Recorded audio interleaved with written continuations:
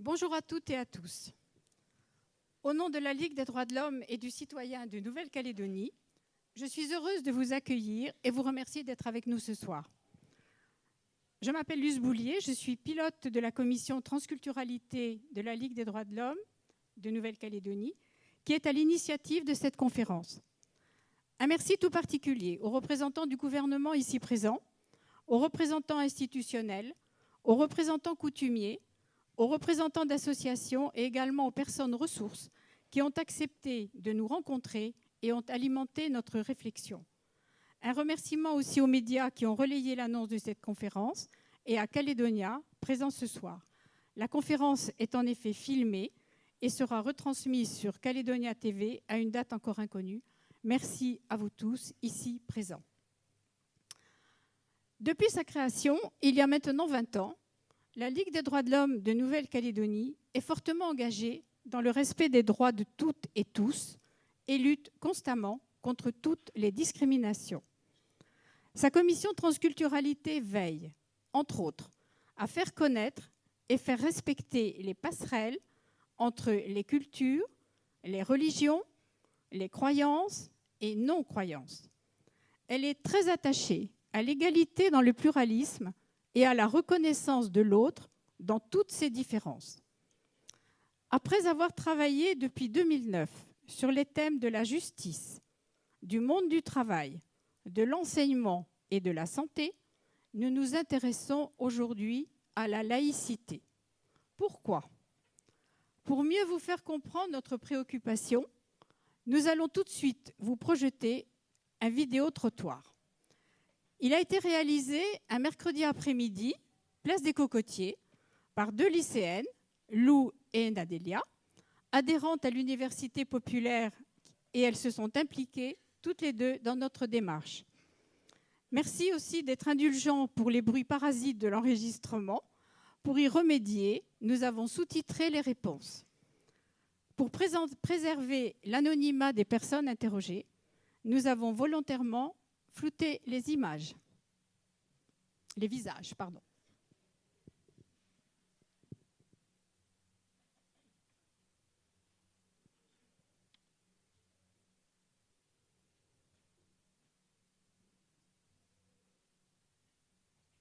Je sais pas.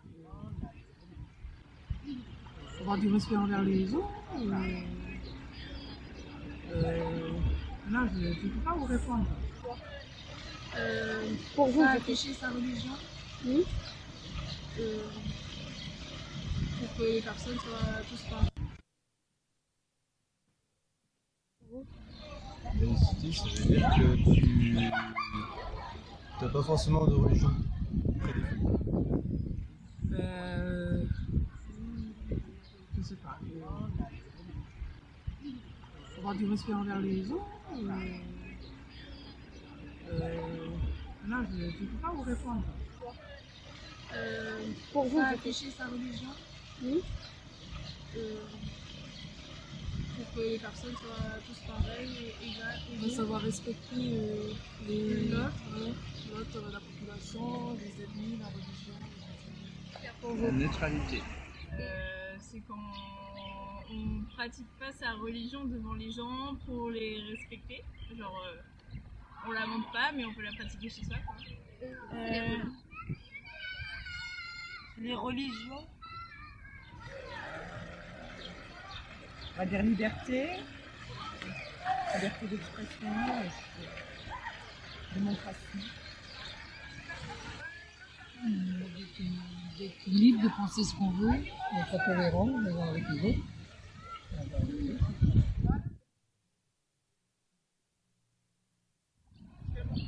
Ça sert à ce que c'est ouvert à toute religion possible. Ben là, parce que nous, tout au début, il n'y avait pas tout ça, mais voilà, quand tout ça s'est arrivé, ben, on était obligés d'accepter.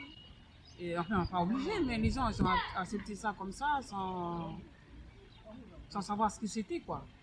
Mais dans l'époque de nos vieux, il n'y avait pas tout ça. Ça apprendre le respect, en gros. Faut pas qu'il y ait conflit entre les populations. Ça sert d'avoir ses propres croyances et de pouvoir penser ce qu'on veut. Quand tu sors de chez toi, dehors, tu peux pratiquer la religion que tu veux, t'es pas forcément embêté par celle des autres que t'approuves pas forcément. Je pense, et même si tu pratiques pas de religion, comme ça, t'es pas forcé à en pratiquer une. Vivre ensemble, Je peux dire, ça reste dans la liberté, je pense que c'est important pour tout le monde. La liberté peut-être. Un statut de laïcité. Non, je pense pas. Pourquoi parce que je me suis promené, j'ai vu beaucoup d'églises catholiques. Je pense, oui. Ouais, ça dépend des ethnies aussi, je sais pas. Si c'est comme dans les États, mais c'est l'église de Polaire. Oui, elle est dans la République et c'est un territoire d'outre-mer, un tome. Comme c'est français, je pense, ouais. Non. Je pense pas, non. Non, je crois pas. Vous l'avez constaté, les réponses sont diverses. Les uns ont une vision floue ou hésitante de ce qu'est la laïcité, et d'autres une vision plus affirmée. À la question « La Nouvelle-Calédonie est-elle de statut laïque ?», les réponses, là aussi, sont diverses. Pour les uns, le statut dépend de l'ethnie, d'autres sont convaincus oui, et d'autres non. Alors nous nous sommes posé la question, pourquoi la vision de la laïcité en Nouvelle-Calédonie est-elle aussi imprécise ? Est-ce le fait de son histoire, de son statut, de son multiculturalisme ? La Nouvelle-Calédonie est en effet un pays de la diversité, une diversité perpétuellement en mouvement. Elle y puise sa richesse et sa force. Comme le banyan sur notre affiche, qui se nourrit de plusieurs racines pour ne faire qu'un, la laïcité unit et protège toutes les diversités pour garantir l'égalité de toutes et tous, tout en respectant l'identité de chacun. L'unité de notre pays passe par le respect de cette diversité et donc par le principe de laïcité. Nous sommes là ce soir pour parler de l'application du principe de laïcité. Pourquoi ? Parce que la loi de 1905, loi de séparation de l'Église et de l'État, qui garantit ce principe de laïcité, n'est pas appliquée en Nouvelle-Calédonie, dont le statut relève toujours du décret Mandel de 1939. Et pourtant, dans notre société calédonienne plurielle, où des libres penseurs, de nombreuses communautés, de nombreuses appartenances, de nombreuses religions et même des mouvements sectaires coexistent, la laïcité est plus que jamais nécessaire à condition d'être comprise pour ce qu'elle est, un principe, c'est-à-dire une manière de régir le rapport entre les religions et l'État dans une société démocratique fondée sur l'égalité de toutes et tous. Pourquoi ce principe est-il important ? Parce qu'il est un principe fondamental d'un État de droit, d'organisation de la pluralité, c'est-à-dire de la démocratie. Il garantit la liberté de conscience, une liberté absolue en matière de conviction dans l'espace privé de chacun et une neutralité de l'espace public dans le cadre des lois républicaines. C'est ce que garantit la loi de 1905, loi de séparation de l'Église et de l'État. Comme l'a exprimé lors d'une interview à ANC Première notre président Elie Poingoun, ce principe devrait permettre de maintenir une harmonie sociale.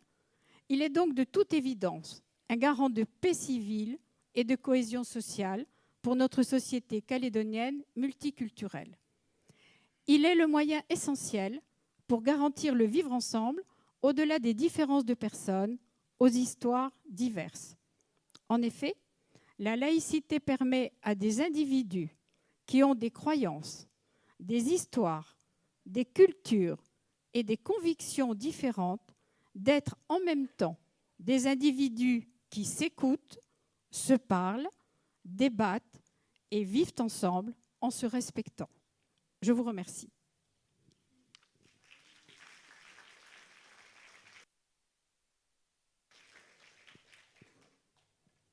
Je passe maintenant la parole à Odile Ménard-Thébault, membre de notre commission. Elle va vous présenter le déroulement de la conférence et les intervenants.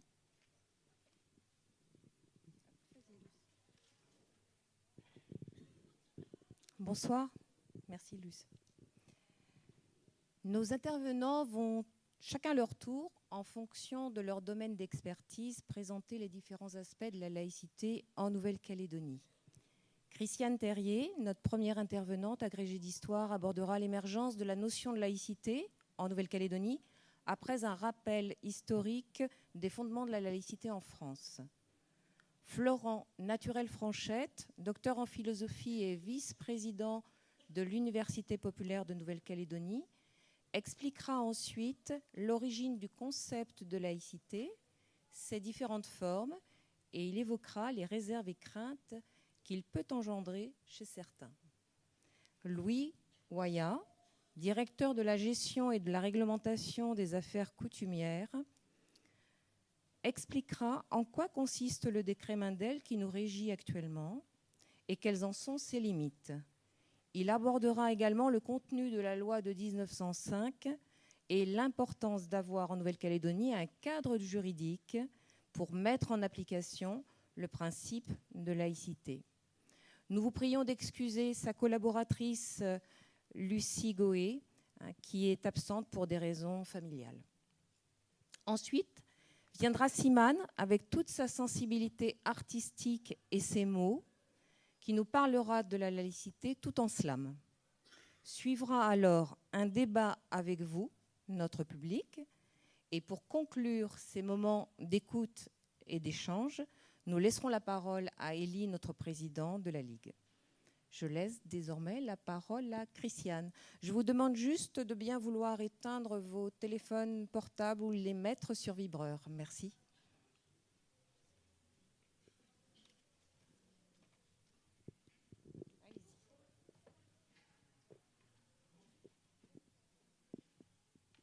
Bonsoir à tous.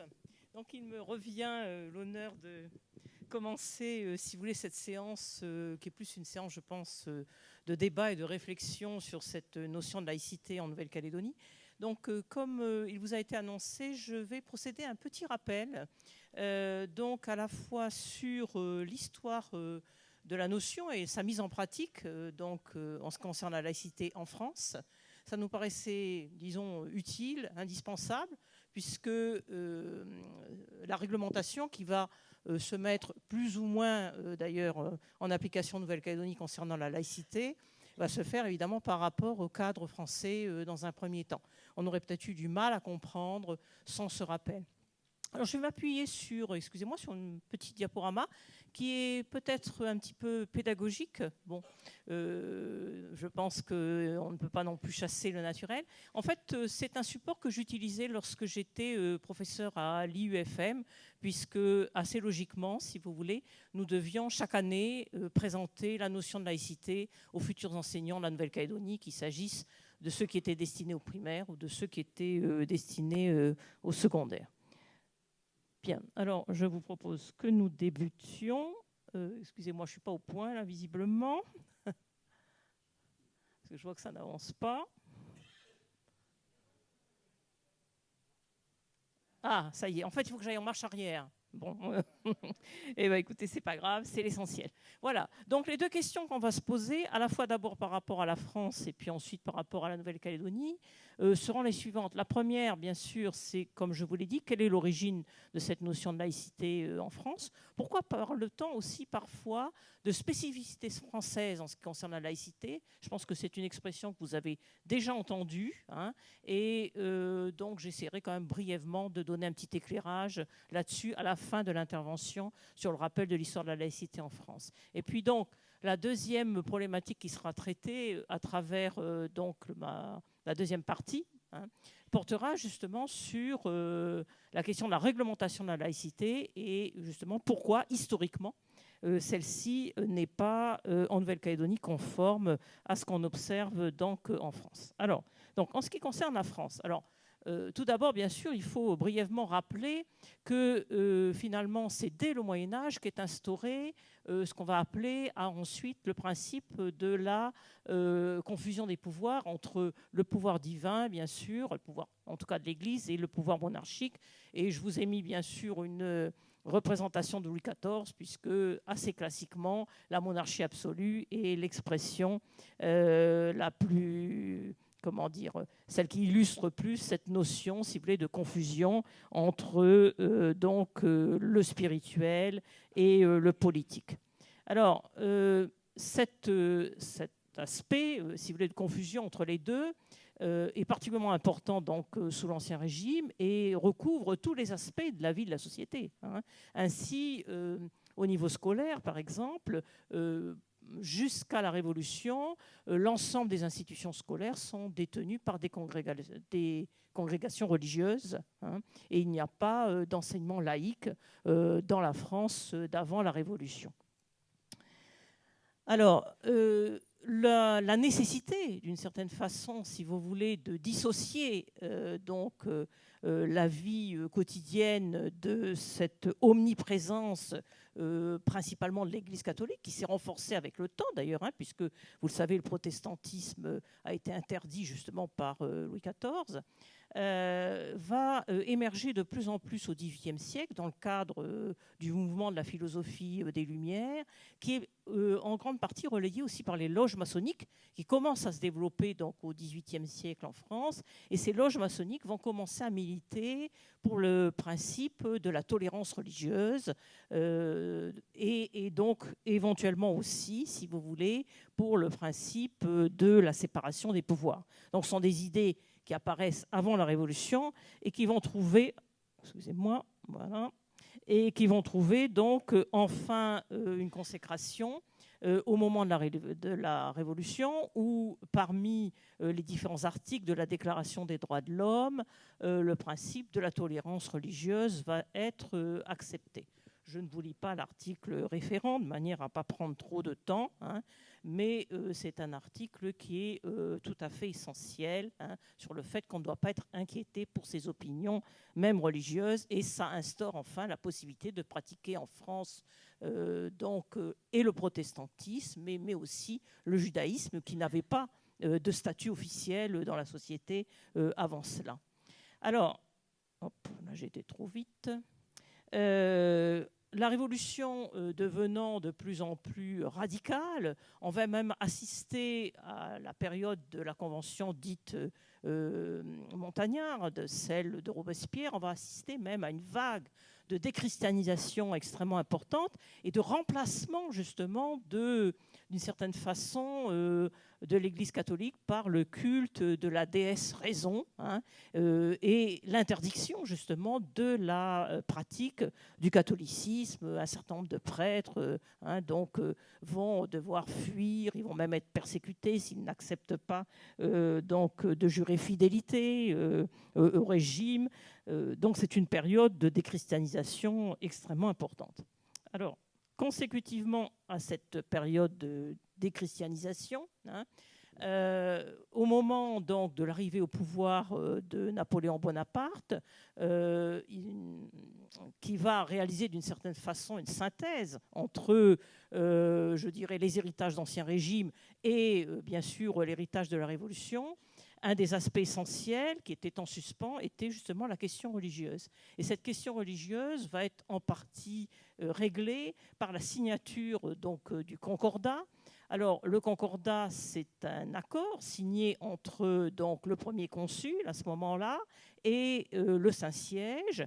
Ce Concordat comporte deux aspects essentiels. Bien sûr, il maintient le principe de la reconnaissance du pluralisme des cultes, mais à côté de cela, au fond, il instaure une certaine surveillance de ces cultes, dans la mesure où ceux qu'on appelle les clercs, enfin principalement les religieux, les prêtres qui vont servir dans les paroisses, doivent être désignés avec l'aval du pouvoir politique.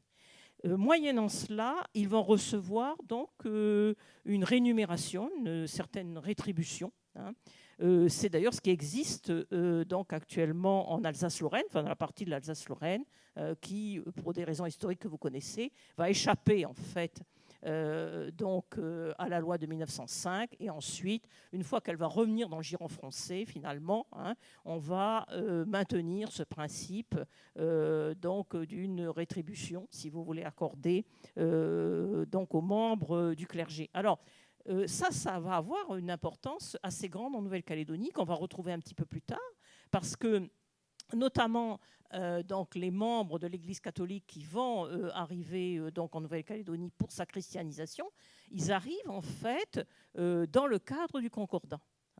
Et nous allons voir justement comment ce concordat va être d'une certaine façon appliqué en Nouvelle-Calédonie. J'y reviendrai un petit peu plus tard au moment où j'aborderai la Nouvelle-Calédonie. Alors, continuons avec la France rapidement. Après le Premier Empire, vous savez qu'il y a une période, disons, de restauration, notamment restauration monarchique. Cette restauration monarchique va vouloir revenir sur un certain nombre d'aspects, si vous voulez, de la laïcisation de la société. On va par exemple interdire le divorce, l'Église catholique va retrouver le statut de religion d'État, etc. Et ça reste un des grands enjeux politiques, un des grands débats politiques du XIXe siècle, cette question, si vous voulez, du statut du religieux et principalement, en fait, du statut de l'Église catholique. L'Église catholique se situant très clairement pendant, en tout cas, toute la première moitié du XIXe siècle, résolument, finalement, du côté un petit peu des conservateurs, contre l'opinion républicaine qui monte progressivement dans le pays, qui, elle, va se révéler, justement, anticléricale. Et en plus, les gens qui sont proches de l'Église catholique n'oublient pas les exactions qui ont été accomplies vis-à-vis de l'Église pendant la période révolutionnaire. Donc, on a vraiment là un contentieux très, très fort qui va se poursuivre assez longtemps, une sorte d'opposition qui est une fracture politique assez essentielle de la France au XIXe siècle entre les cléricaux, qui sont plutôt monarchistes, et les anticléricaux, qui sont plutôt républicains. Alors, j'avance. Et à partir de 1871, donc se met en place, enfin 1870, mais plus précisément 1871, se met en place donc la Troisième République. Et la Troisième République, après, disons, les 10 premières années, mais je passe les détails, à partir des années 1880, va résolument mettre en place une politique de laïcisation qui se traduit notamment par le fait que les croix sont enlevées dans les écoles, dans les institutions militaires, qu'on ne fait plus la prière au début des assises parlementaires, donc on rétablit le divorce, etc. Et progressivement aussi, on va étendre, si vous voulez, ces mesures, notamment l'enseignement, qui est aussi toujours une question clé dans le débat sur la laïcisation ou pas de la société. Alors, celui qui est particulièrement connu, évidemment, pour la mise en place de cette fameuse école laïque gratuite et obligatoire pour tous, excusez-moi, c'est bien sûr Jules Ferry.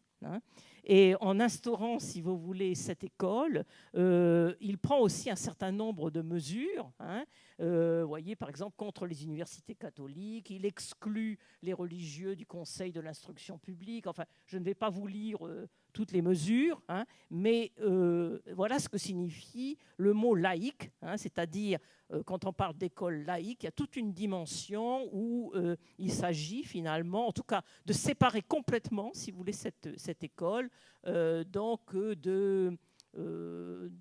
ou de religieux qui auraient pu participer, ou d'un signe religieux, etc.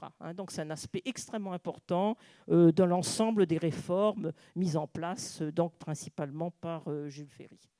Alors évidemment, c'est l'objet, comme je vous l'ai dit, d'un débat extrêmement important.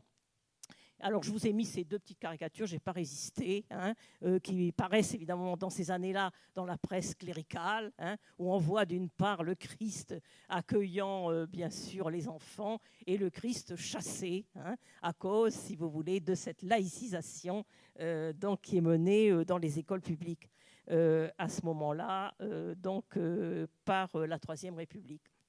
Les instituteurs, bien sûr, vont jouer aussi un rôle extrêmement important.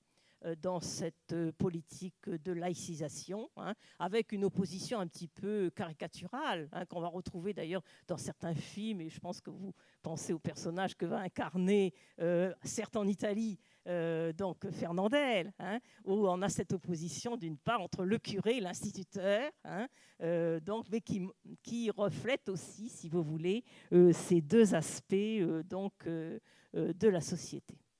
Alors, donc c'est une question vraiment très vive. Elle traverse aussi l'affaire Dreyfus, par exemple, hein, l'affaire Dreyfus, où les Dreyfusards sont des républicains, ils sont anticléricaux, hein, contre si vous voulez, les anti-Dreyfusards qui, eux, sont résolument dans le camp clérical. Hein, donc c'est vraiment une division très très forte, une division politique pratiquement aussi importante, si vous voulez, que la division entre la droite et la gauche. Je ne sais pas si c'est trop le cas actuellement dans la société française, je ne vais pas rentrer dans ce débat, mais disons il y a une dizaine, une quinzaine d'années. Hein. Donc c'est vraiment le clivage essentiel de la vie politique française de la fin du 19e siècle et du début du 20e siècle, jusqu'à la fameuse loi de 1905 qui vous a été évoquée. Donc je crois que certains vont encore revenir là-dessus, donc je ne vais pas trop insister, si vous voulez, sur elle. Vous savez qu'elle a été promulguée à l'initiative d'un président du Conseil de l'époque, donc le petit père Combes, Émile Combes, qui était bien sûr particulièrement haï par la presse cléricale. Hein. C'est la caricature que nous avons sur le côté. Hein.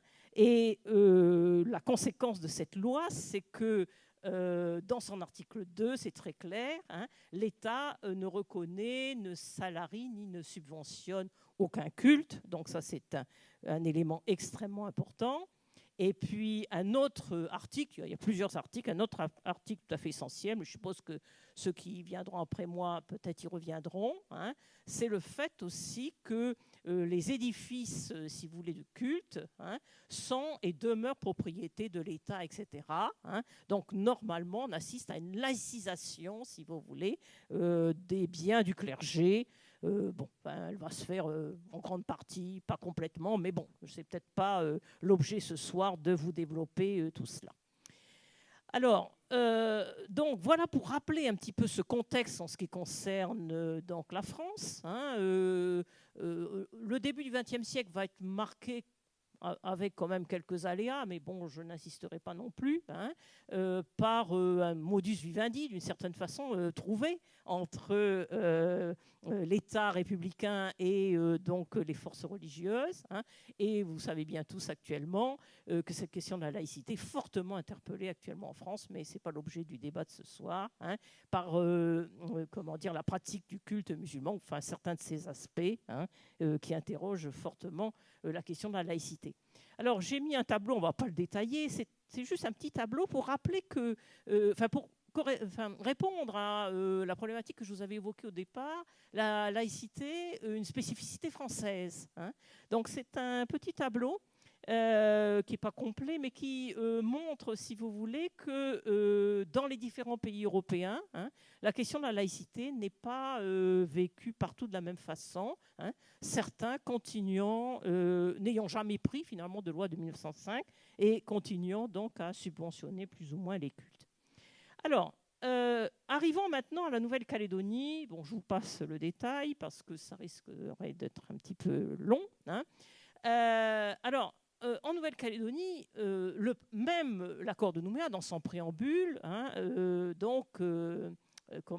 rend hommage justement, hein, aux hommes de culture, des prêtres ou des pasteurs qui ont porté sur le peuple d'origine un regard différent, marqué par une plus grande compréhension ou une réelle compassion. Hein. Donc, de quoi vient, d'une certaine façon, si vous voulez, cette position peut-être un petit peu privilégiée ou ce rapport différent de la France? Alors, là, il faut revenir aux origines historiques, donc des relations entre la mission catholique, surtout au départ, et les représentants de l'État. On peut dire qu'en gros, jusqu'en 1894, mis à part l'épisode Guillain, mais je ne vais pas insister, ces relations sont dans l'ensemble plutôt bonnes, dans la mesure où finalement la colonie manque de moyens et au fond elle est bien contente donc de pouvoir compter notamment sur le clergé catholique pour compenser un certain nombre de ces manques, nous verrons lesquels. Alors, une chose aussi intéressante, j'avais commencé à vous l'expliquer tout à l'heure, donc c'est la mise en place, au fond, d'un fonctionnement de type concordaire, hein, dès le départ. Alors, ça veut dire quoi, ça ? Ça veut dire que l'Église catholique en Nouvelle-Calédonie, à condition qu'elle se soit entendue avec l'État, bénéficie pour ses prêtres de paroisse des dispositions du concordat. Hein, c'est-à-dire que ces prêtres reçoivent une rémunération, enfin, ils bénéficient des navires de l'État pour venir, ils reçoivent une rémunération et ils reçoivent même une ration de vivres. Hein, et ça va se maintenir, nous allons le voir, donc jusqu'en 1901. Mais vous allez me dire, tous les prêtres et tous les religieux présents en Nouvelle-Calédonie, ah non, pas du tout. En fait, les prêtres des missions, c'est-à-dire d'une certaine façon, en fait, les prêtres qui s'adressent à la population kanak, hein, ainsi que les pasteurs protestants des îles Loyauté, qui sont les premiers sur place, eux ne reçoivent absolument aucune contribution de la part de l'État. Alors, ça veut dire quoi, même si on n'a pas de réglementation officielle là-dessus, ça veut dire, si vous voulez, qu'aux yeux de l'État, d'une certaine façon, hein, il n'y a finalement que la population d'origine coloniale. D'ailleurs, on parle de clergé colonial. Hein. On différencie le clergé des missions, qui lui n'a droit à aucune compensation financière, et le clergé dit colonial, qui lui a droit, justement, si vous voulez, à ces rétributions financières, qui sont les mêmes, hein, que celles perçues par donc les prêtres des paroisses en France jusqu'à la loi de 1905. Alors, je vous disais justement que ces religieux jouent un rôle tout à fait essentiel, donc je n'insiste pas, j'avais mis quelques photos pour évoquer cela. Hein. L'Église est aussi un élément, pour la Grande Terre bien sûr, hein, tout à fait structurant de l'ensemble de la vie sociale. Hein. Le rôle de ces religieux est décisif dans l'enseignement, hein, à part quelques écoles, nous allons voir à Nouméa quelques écoles publiques et dites laïques à Nouméa. C'est vraiment l'Église catholique qui assure l'essentiel de l'enseignement.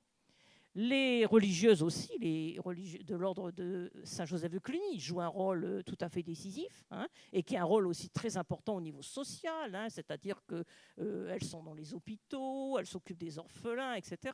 Hein. Donc, toute une série de tâches que l'État colonial, à ce moment-là, n'assure pas. Voilà. Donc, les églises soulagent l'administration coloniale de nombreuses tâches qu'elle n'a pas les moyens de prendre en charge à ce moment-là, ou la volonté. Hein. C'est difficile à trancher. Il ne faut pas oublier non plus le rôle joué par les protestants, bien sûr, aussi Loyauté, hein, qui ne s'exerce pas de la même façon, mais qui est quand même très très important, hein, en termes, je dirais, de restructuration de la société et aussi au niveau scolaire, hein, puisque le rôle, je vous ai mis ici quelques statistiques de l'école de Marais, mais les protestants Loyauté aussi assurent très rapidement un enseignement important et donc de qualité. Alors, en Nouvelle-Calédonie, tout comme en France d'ailleurs, c'est les loges maçonniques, parce qu'on a eu une première, une deuxième, enfin bon, hein, là aussi je vais faire court, qui vont les premières finalement s'inquiéter, si vous voulez, de cette domination extrêmement importante du clergé sur l'ensemble de la société, et qui vont commencer à demander une certaine laïcisation de la société. Ils vont être relayés fortement quand vont arriver les communards. Parce que vous savez que les communards, ils étaient foncièrement anticléricaux. Hein. Les communards vont éditer des journaux. Enfin, ils vont contribuer à développer au sein de la population calédonienne libre, hein, c'est-à-dire celle qui est autorisée d'une certaine façon à s'exprimer. Ils vont développer une opinion anticléricale, hein, qui n'avait pas existé avant eux. Et contre cette opinion anticléricale, l'Église ne reste pas les mains croisées, loin s'en faut, hein, puisqu'elle édite donc à partir de l'imprimerie de Saint-Louis, hein, toute une littérature. Et quand on lit la littérature, enfin, notamment les journaux de la fin du 19e au début du 20e siècle, on voit bien aussi, si vous voulez, que le débat sur la question de la laïcisation de la société est aussi important, hein, je dirais, qu'en France, même s'il revêt des modalités différentes. Hein. Alors, il y a quand même une amorce de laïcisation de la société en Nouvelle-Calédonie à travers notamment l'école publique, l'école communale, hein, et principalement sous l'influence de Frédéric Surlot. L'école communale de Nouméa, dès 1883, elle est laïcisée, et donc les écoles de la ville, et puis progressivement, ça va s'étendre à la brousse, ces écoles communales qui sont entre nous relativement communales, puisque même s'il n'y a jamais eu une réglementation officielle, ces écoles finalement accueillent essentiellement les enfants européens. Ça, c'est des grandes caractéristiques de notre système éducatif avant la Seconde Guerre mondiale. Enfin, autre aspect aussi qui est parfois méconnu, c'est la décision prise donc en 1900 par le Conseil général, sous l'impulsion du gouverneur Feuillet, de supprimer le budget des cultes. Le gouverneur Feuillet, qui avait de gros contentieux avec l'Église catholique, pour des raisons que je ne détaillerai pas ce soir, décide de leur couper les vivres. Donc, c'est en ça qu'on peut parfois dire, si vous voulez, que la Nouvelle-Calédonie a été partiellement en avance sur la loi de 1905. Par contre, peu de temps après ça, Feuillet est remercié. Et l'autre aspect de la loi de 1905, vous en souvenez, qui est notamment la laïcisation des bâtiments de l'Église, auquel d'ailleurs l'Église catholique s'était préparée, ne sera jamais réalisé. Et donc, en fait, ce qui va ensuite finalement s'imposer, qui s'impose comme cela a été dit, c'est les décrets Mandel, qui permettent justement, dans un certain nombre de colonies, donc aux sensibilités religieuses, de recevoir une aide publique qui va pour la première fois se manifester en 1943, mais surtout fortement en ce qui concerne notamment les écoles, à partir de la mise en place de l'Assemblée territoriale. L'Assemblée territoriale qui verse une aide tout à fait substantielle aux écoles catholiques, protestantes, etc.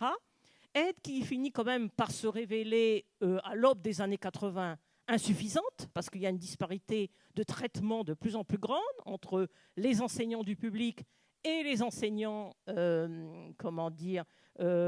l'enseignement laïque, ce qui fait qu'est appliqué en 1981, même si ça crée tout un débat au sein de l'enseignement privé, et sont appliquées, en 1981, ce qu'on appelle les lois Debré.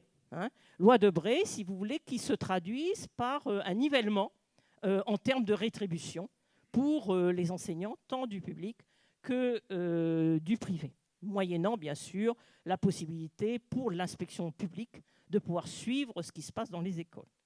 Voilà donc les principaux aspects de cette question un petit peu complexe parfois finalement en ce qui concerne donc la Nouvelle-Calédonie. Et puis bien sûr, mais je finirai rapidement parce que je suppose que le débat va largement le refléter, on sent très bien actuellement dans la société calédonienne qu'il y a tout un débat sur finalement la place du religieux. Donc j'ai pris une petite citation là que j'ai trouvée sur un site de l'Alliance scolaire qui demande d'une certaine façon une reconnaissance beaucoup plus forte du fait religieux dans la société, et qu'on retrouve un petit peu aussi dans la charte des valeurs calédoniennes, où est affirmé l'attachement aux valeurs chrétiennes profondément ancrées dans notre histoire commune et source de vie spirituelle pour la majorité des Calédoniens. Bon, écoutez, excusez-moi si j'étais un petit peu longue, et je vous remercie de m'avoir écoutée. Merci Christiane.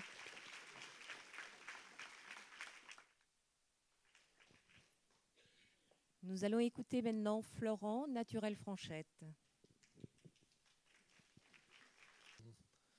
Bonsoir à toutes, bonsoir à tous.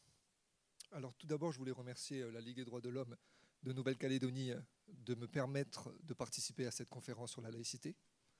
Et je suis ici ce soir en tant que philosophe. Donc, la laïcité, cette notion, qu'est-ce qu'un philosophe peut dire? Alors le philosophe, ça c'est mon opinion, le philosophe, il est là pour clarifier les concepts, pour lever les ambiguïtés et pour faire surmonter les obstacles que peut impliquer un concept, ici même la laïcité. Alors pour commencer, une définition simple. Qu'est-ce que la laïcité? Alors la laïcité, c'est un concept qui repose sur 3 principes. Tout d'abord, une liberté totale de conscience et de culte pour chacun. Ensuite, une séparation entre le religieux et le politique dans l'espace public. Et enfin, une égalité de tous face à la loi, quelles que soient ses convictions et ses croyances.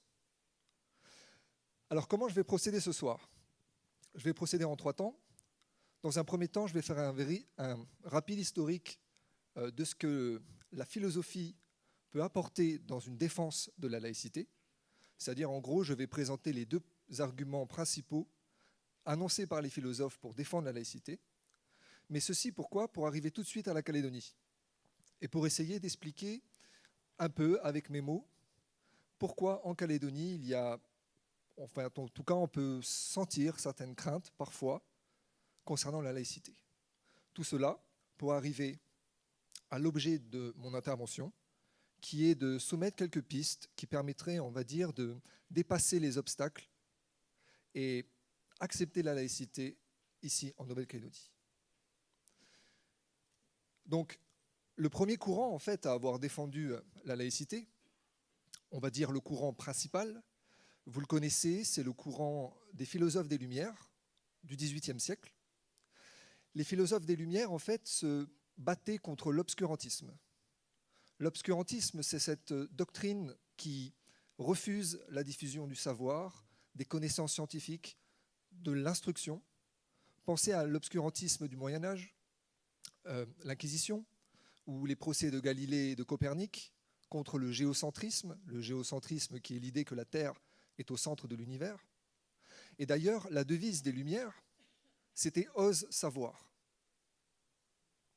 Là, je vous propose en fait un philosophe des Lumières. Donc pour les philosophes français, par exemple, on pense tout de suite à Voltaire, à Diderot, à Rousseau.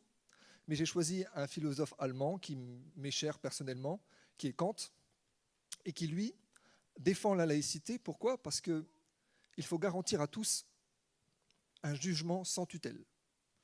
Alors, l'état de tutelle est l'incapacité de se servir de son entendement sans la conduite d'un autre. Et Kant, dans tous ses ouvrages, essaye de garantir, en fait, de donner le courage à chacun de penser par soi-même. Il essaye de développer un jugement critique et il essaye de garantir une autonomie de l'esprit. Donc c'est dans ce sens que la philosophie continentale qui vient de l'Europe, défend la laïcité. Mais il n'y a pas que les Lumières qui ont défendu la laïcité. Il y a aussi le côté anglo-saxon. Alors là, j'ai pris un philosophe anglo-saxon qui est peut-être peu connu pour certains, c'est Mill, qui lui va dire quelque chose de très juste.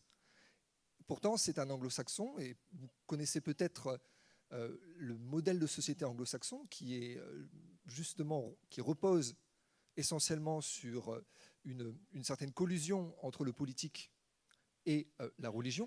Pensez par exemple à l'Angleterre ou aux États-Unis. Eh bien, pour Mill, au contraire, la politique ne devrait pas du tout se mêler de la religion.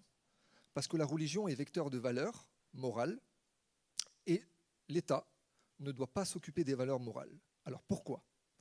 Selon lui, l'opinion publique, lorsqu'elle est conditionnée moralement par l'État, peut exercer sur l'individu une censure éthique. Qu'est-ce que ça veut dire ? C'est-à-dire que l'État, si elle s'occupe des valeurs morales, peut culpabiliser les citoyens sur des valeurs morales. Pensez par exemple à une culpabilité de l'ordre de l'orientation sexuelle, par exemple, ou tout simplement d'une culpabilité liée à considérer la sexualité comme un plaisir, ou une stigmatisation de l'union libre, toutes ces choses-là. Pour Mill, ça c'est du domaine privé, c'est-à-dire l'État ne doit pas du tout avoir son avis sur les valeurs morales. Donc c'est ça que je voulais vous montrer, c'est-à-dire qu'à la fois les philosophes du vieux continent, mais aussi les philosophes anglo-saxons défendent les valeurs sous-jacentes à la laïcité. Alors pourquoi ? L'idée, en fait, qui se pose, plutôt l'interrogation, pourquoi, avec ces valeurs qui sont louables, pourquoi en Calédonie, il y aurait en fait une certaine réticence, certaines craintes ? Alors, tout d'abord, il y a une confusion vis-à-vis de la laïcité.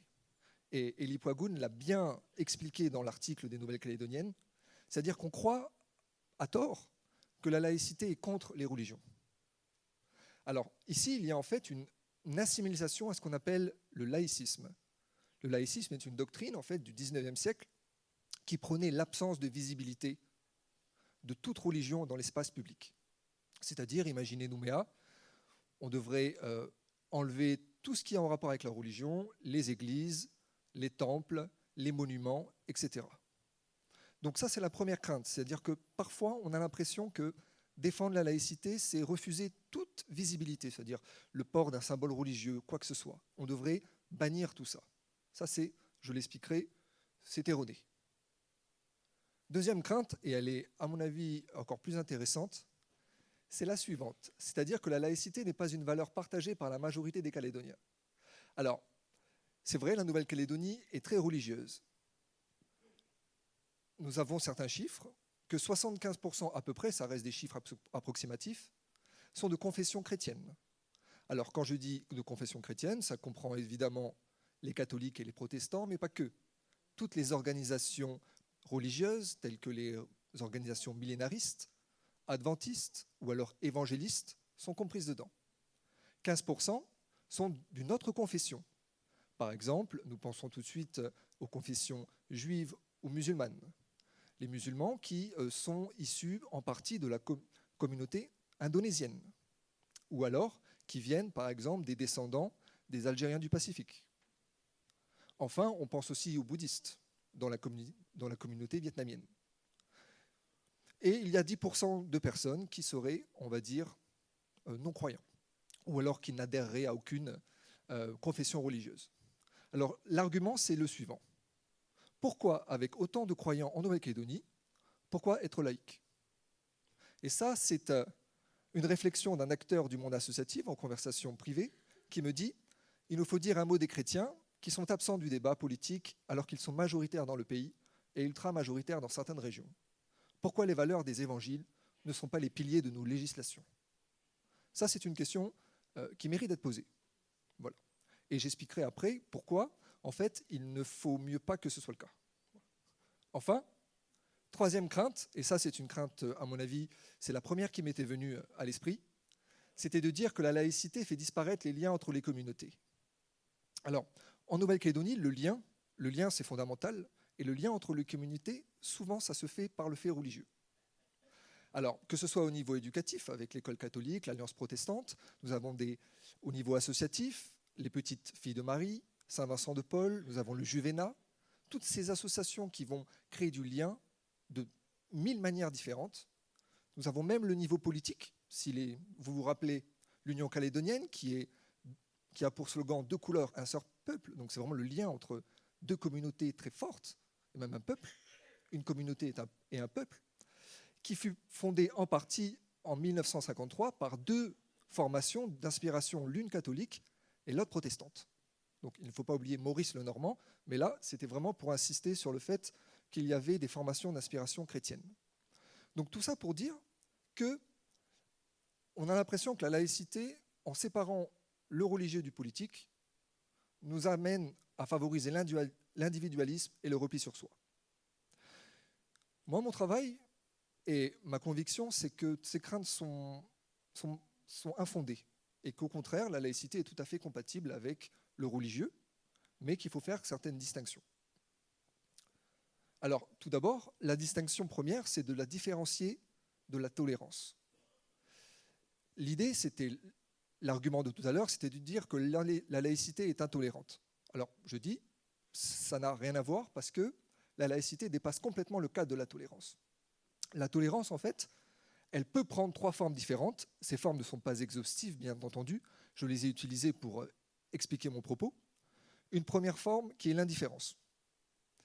En gros, je suis tolérant parce que ce que croit celui qui est à côté de moi m'indiffère. Je n'y porte pas attention, donc je suis tolérant. Ça, il faut faire attention. Pourquoi? Parce que l'indifférence à la pensée de l'autre va conduire obligatoirement à l'indifférence de toute pensée. Et par conséquent, ça va casser l'échange, casser le lien. Il n'y aura plus d'échange dans la société entre les citoyens. Deuxièmement, la tolérance peut être vue comme une concession ou une indulgence. Typiquement, je tolère quelque chose parce que je pourrais faire cesser ça. Je pourrais faire qu'il en soit autrement. Donc ici, la tolérance serait vue comme, on va dire, le privilège du dominant sur le dominé. Et enfin, la tolérance est vue comme une harmonisation. Là, typiquement, c'est la version anglo-saxonne de la tolérance. C'est-à-dire, au final, on tolère les religions dans l'espace public. C'est ce qui se passe dans les communautés et dans les pays anglo-saxons généralement, non pas par principe, mais par pragmatisme. C'est parce qu'on sait en fait que ça permettra d'harmoniser la paix civile et harmoniser les rapports entre les différentes communautés. La laïcité, c'est pas du tout ça. Ça va beaucoup plus loin. La laïcité, en fait, c'est pas l'indifférence, c'est le contraire même. Ça favorise le dialogue entre les citoyens. C'est-à-dire, je ne suis pas indifférent à ce que pense l'autre. Je prends en compte ce que pense l'autre, mais je ne le montre, je vais le défendre en séparant bien ce qu'il y a de public et ce qu'il y a de privé. Ce n'est pas fondé sur un rapport de force, au contraire. C'est même l'inverse, en fait. C'est-à-dire qu'il n'y a pas d'échelle de valeur, parce que justement, il n'y a pas de collusion entre le politique et le religieux. Et enfin, ça ne se limite pas à la prise en compte de l'existant. C'est-à-dire, on ne va pas considérer la laïcité comme un moyen pour arriver à une fin. On va la considérer tout simplement comme une fin, comme un principe. C'est-à-dire comme un cadre a priori qui permet l'expression des différentes sensibilités. C'est-à-dire, on part du principe que dans la sphère privée, on a le droit de montrer ce qu'on veut, de défendre ce qu'on veut, d'enseigner ce qu'on veut, c'est-à-dire d'enseigner d'un point de vue moral. Mais dans la sphère publique, on va dialoguer, on va pouvoir parler, de ces valeurs, mais on ne va pas pouvoir faire de prosélytisme, c'est-à-dire de les défendre, en empêchant l'autre de faire lui aussi la même chose. Deuxièmement, la laïcité, en fait, ça c'est l'argument principal, quelle que soit la religion, quelle que soit la croyance, la laïcité peut être partagée par tous les Calédoniens. Premièrement, la laïcité n'est pas une valeur au sens strict, en fait, c'est un principe. Pourquoi ? Parce qu'en philosophie, c'est une conception parmi d'autres, mais c'est la mienne en tout cas, c'est que les valeurs relèvent essentiellement de la morale, alors que les principes relèvent de l'éthique. Quelle est la différence entre la morale et l'éthique ? Pour moi, la morale relève des mœurs, relève des communautés, relève des sociétés, relève des confessions religieuses, alors que l'éthique peut être partagée par tous les êtres humains, quelles que soient leurs différences. Eh bien, la laïcité relève, pour ma part, relève de l'éthique. C'est-à-dire, quelle que soit votre confession religieuse, que vous soyez chrétien, musulman, juif, vous pouvez être laïque. Ça, j'y reviendrai. Deuxièmement, les valeurs forment les principes, alors que les principes sont fondés sur les valeurs. Parce qu'il ne faut pas opposer valeurs et principes. La laïcité repose sur des valeurs. Par exemple, la liberté de croyance, la liberté de culte. Ça, ce sont des valeurs. Mais la laïcité en elle-même n'est pas une valeur, c'est un principe. Elle ne remet donc en cause aucune valeur calédonienne. On peut très bien avoir des valeurs de générosité venant de notre éducation davantage chrétienne, mais être pour une laïcité. Enfin, et là j'y suis très, très attaché, elle permet de considérer tous les Calédoniens, quelle que soit leur religion et croyance.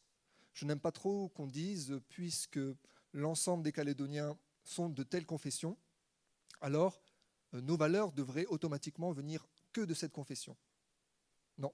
C'est-à-dire qu'il faut considérer tous les Calédoniens, qu'ils soient musulmans, qu'ils soient athées, il ne faut pas l'oublier, qu'ils aient des croyances, qu'ils soient animistes ou quoi que ce soit. Ça, c'est très intéressant. Enfin, la laïcité crée un lien compatible avec le lien culturel. Ça, c'est très important. C'est-à-dire que les personnes laïques, en fait, ne constituent pas une communauté au sens traditionnel du terme. C'est-à-dire que les laïcs ne viennent pas d'un territoire précis. Ils n'ont pas une histoire précise. Ils n'ont pas un thème précis. Non, les laïcs peuvent être complètement universels. On peut venir d'un pays, n'importe lequel, et être laïque. On peut avoir une couleur de peau, n'importe laquelle, et être laïque. On peut avoir des croyances et être laïque. Il n'y a aucun problème. Parce que, les laïcs ne sont pas une communauté. Donc ça ne remet pas en cause en fait, les liens entre communautés en Nouvelle-Calédonie. Ce n'est pas du tout sur le même plan. Deuxièmement, la laïcité va produire du lien de manière différente de la communauté en général, religieuse ou non. Schématiquement, parce qu'il faudrait détailler davantage, pour rentrer dans une communauté, il faut partager les mêmes valeurs, partager les mêmes codes, et donc dans un sens, il faut rentrer dans un certain moule, dans un certain sens. Alors que la laïcité, au contraire, vous pouvez cultiver vos différences, et c'est ça l'avantage, c'est qu'on vous propose de cultiver votre différence tout en respectant celle de l'autre. Et quoi de mieux de faire ça dans la sphère publique? Enfin, la laïcité construit un autre type de lien, qui est le lien politique si singulier que constitue la citoyenneté. Et je pense qu'en Calédonie, c'est bien, ça tombe pile, en fait, parce que la citoyenneté, elle est là, et on se pose toujours des questions de savoir comment on va la mettre en place. Eh bien, justement, la citoyenneté, c'est justement la laïcité qui le permet. C'est-à-dire que être citoyen calédonien, au final, qu'on ait telle ou telle valeur, qu'on ait des valeurs chrétiennes, musulmanes ou juives, ou quoi que ce soit d'autre, qu'importe en fait. Si on se met d'accord sur un projet de société commun, si on se met d'accord sur des principes qui permettent que la société soit meilleure, eh bien, soit, c'est le but. Donc je terminerai en fait par une réflexion personnelle qui est que la laïcité n'est pas une opinion parmi d'autres, en fait. C'est une condition qui permet d'en avoir une. Merci beaucoup.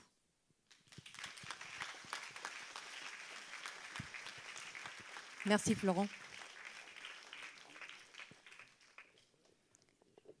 Nous allons donner la parole à Louis, désormais, notre troisième intervenant. Et juste après Louis, nous aurons l'intervention de Simane.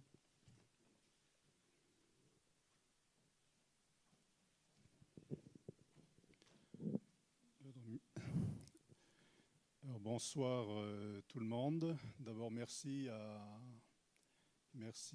Elie de m'avoir invité pour partager avec vous quelques pensées sur la laïcité. Merci à Luce et à toute l'équipe. Donc après l'historienne, le philosophe, je ne sais pas comment je pourrais me présenter. En tous les cas, donc là vous avez un petit peu, si vous voulez, vous avez le plan de le déroulé de la pensée. Si je devais répondre à une question ce soir, c'est comment on inscrit la laïcité dans le sens de l'histoire calédonienne. J'ai bien noté qu'il y a une histoire française de la laïcité, mais ce qui m'intéresse et ce que je vais essayer de partager avec vous, c'est de l'inscrire dans le sens de l'histoire calédonienne. Alors, donc, deux parties, la laïcité entre deux édifices, juridiques et religieux, et dans la deuxième partie, ce sera la laïcité, un édifice sociétal. Je vais pas m'étendre, hein, je vais être très, très synthétique, 10 minutes c'est très, très court. Donc là, c'est quelques généralités sur la laïcité. Ce que je voudrais qu'on retienne ici, c'est que la laïcité, donc, ça a été un principe qui a été élevé en valeur constitutionnelle. Donc c'est ce que j'appelle le régime de droit commun, donc basé sur la loi de 1905, relative à la séparation de l'Église et de l'État, qui peut se décliner donc en liberté de conscience, la libre exercice des cultes, la séparation de l'Église et de l'État, et l'égalité de tous devant la loi. Enfin, en tout cas, comme vous l'avez entendu tout à l'heure, cette loi donc, de 1905 concernant la séparation de l'Église et de l'État ne s'est jamais appliquée en Nouvelle-Calédonie. Nous sommes régis par un régime donc, dérogatoire, un régime d'exception, qui est le régime donc, des décrets-lois Mandel du nom du ministre de l'époque, Georges Mandel. Donc, ce sont des décrets-lois donc, du 16 janvier 1939, donc, qui a été modifié. Et dans ce décret-là, on va le voir tout à l'heure, on voit le poids du religieux qui reste très prégnant. Et a priori, contraire au principe de laïcité, puisqu'il prône la séparation de l'Église et de l'État.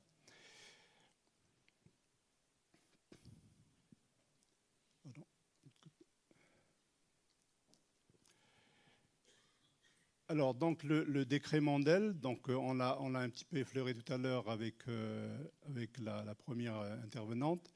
le décret Mandel, donc, qui régit non seulement la Nouvelle-Calédonie, mais d'autres territoires de la Nouvelle-Calédonie, notamment Wallis-et-Futuna, la Guyane, aussi une région française, l'Alsace-Moselle, avec les 3 départements, du Haut-Rhin, du Bas-Rhin et de la Moselle. J'y reviendrai tout à l'heure. Et donc, ces territoires-là sont régis par un régime d'exception qui est le décret Mandel, donc, qui institue, donc, outre-mer, les conseils d'administration des missions religieuses.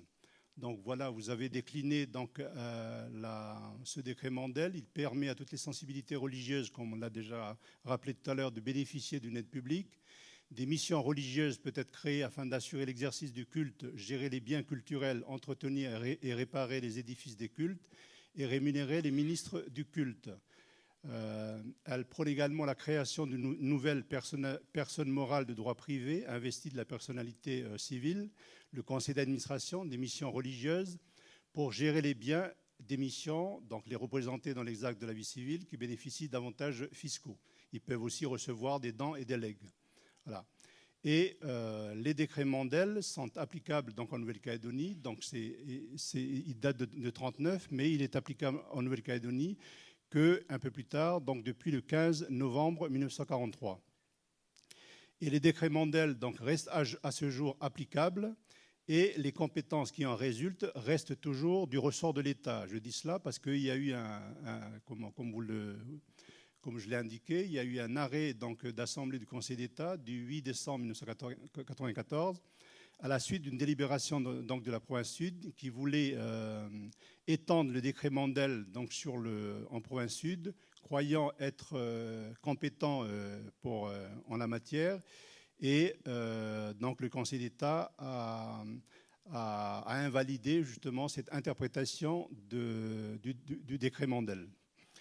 Et comme je le note également, ce régime dérogatoire est confirmé par la jurisprudence, mais je vais juste en donner 2 ici, notamment du Conseil d'État et aussi du Conseil constitutionnel. Je n'entrerai pas dans les considérants des décisions du Conseil constitutionnel. Ce que je veux noter ici simplement, c'est donc la laïcité en fait, donc comment elle se traduit dans les faits, dans la réalité.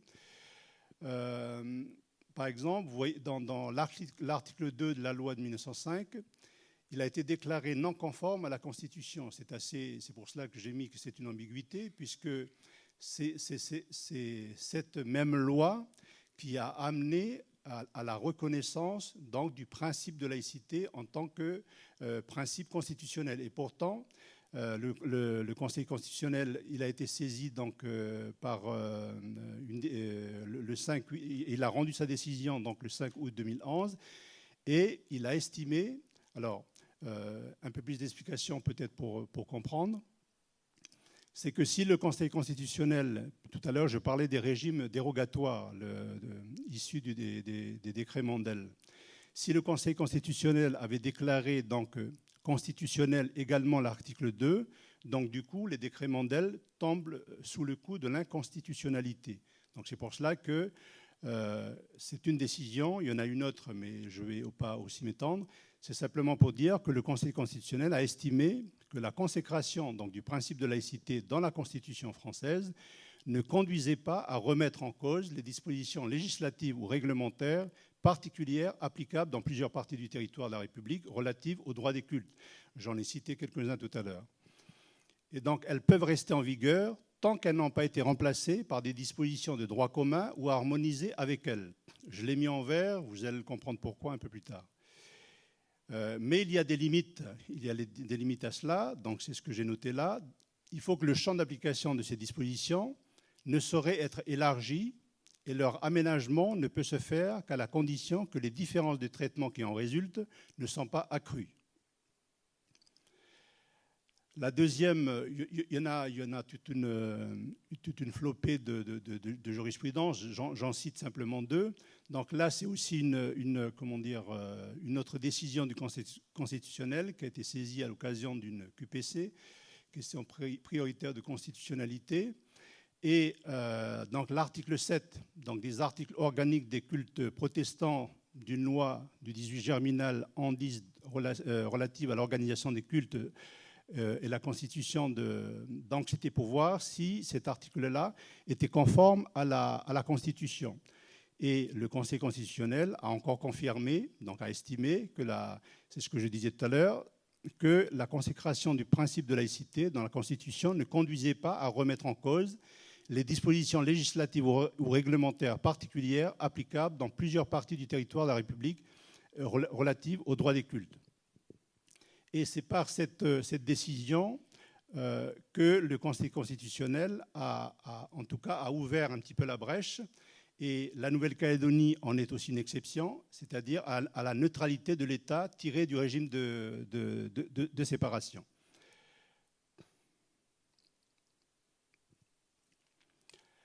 Sur la deuxième partie, très rapidement, tout à l'heure, je vous ai dit que la région d'Alsace-Moselle fait partie des territoires qui bénéficient de ce régime d'exception.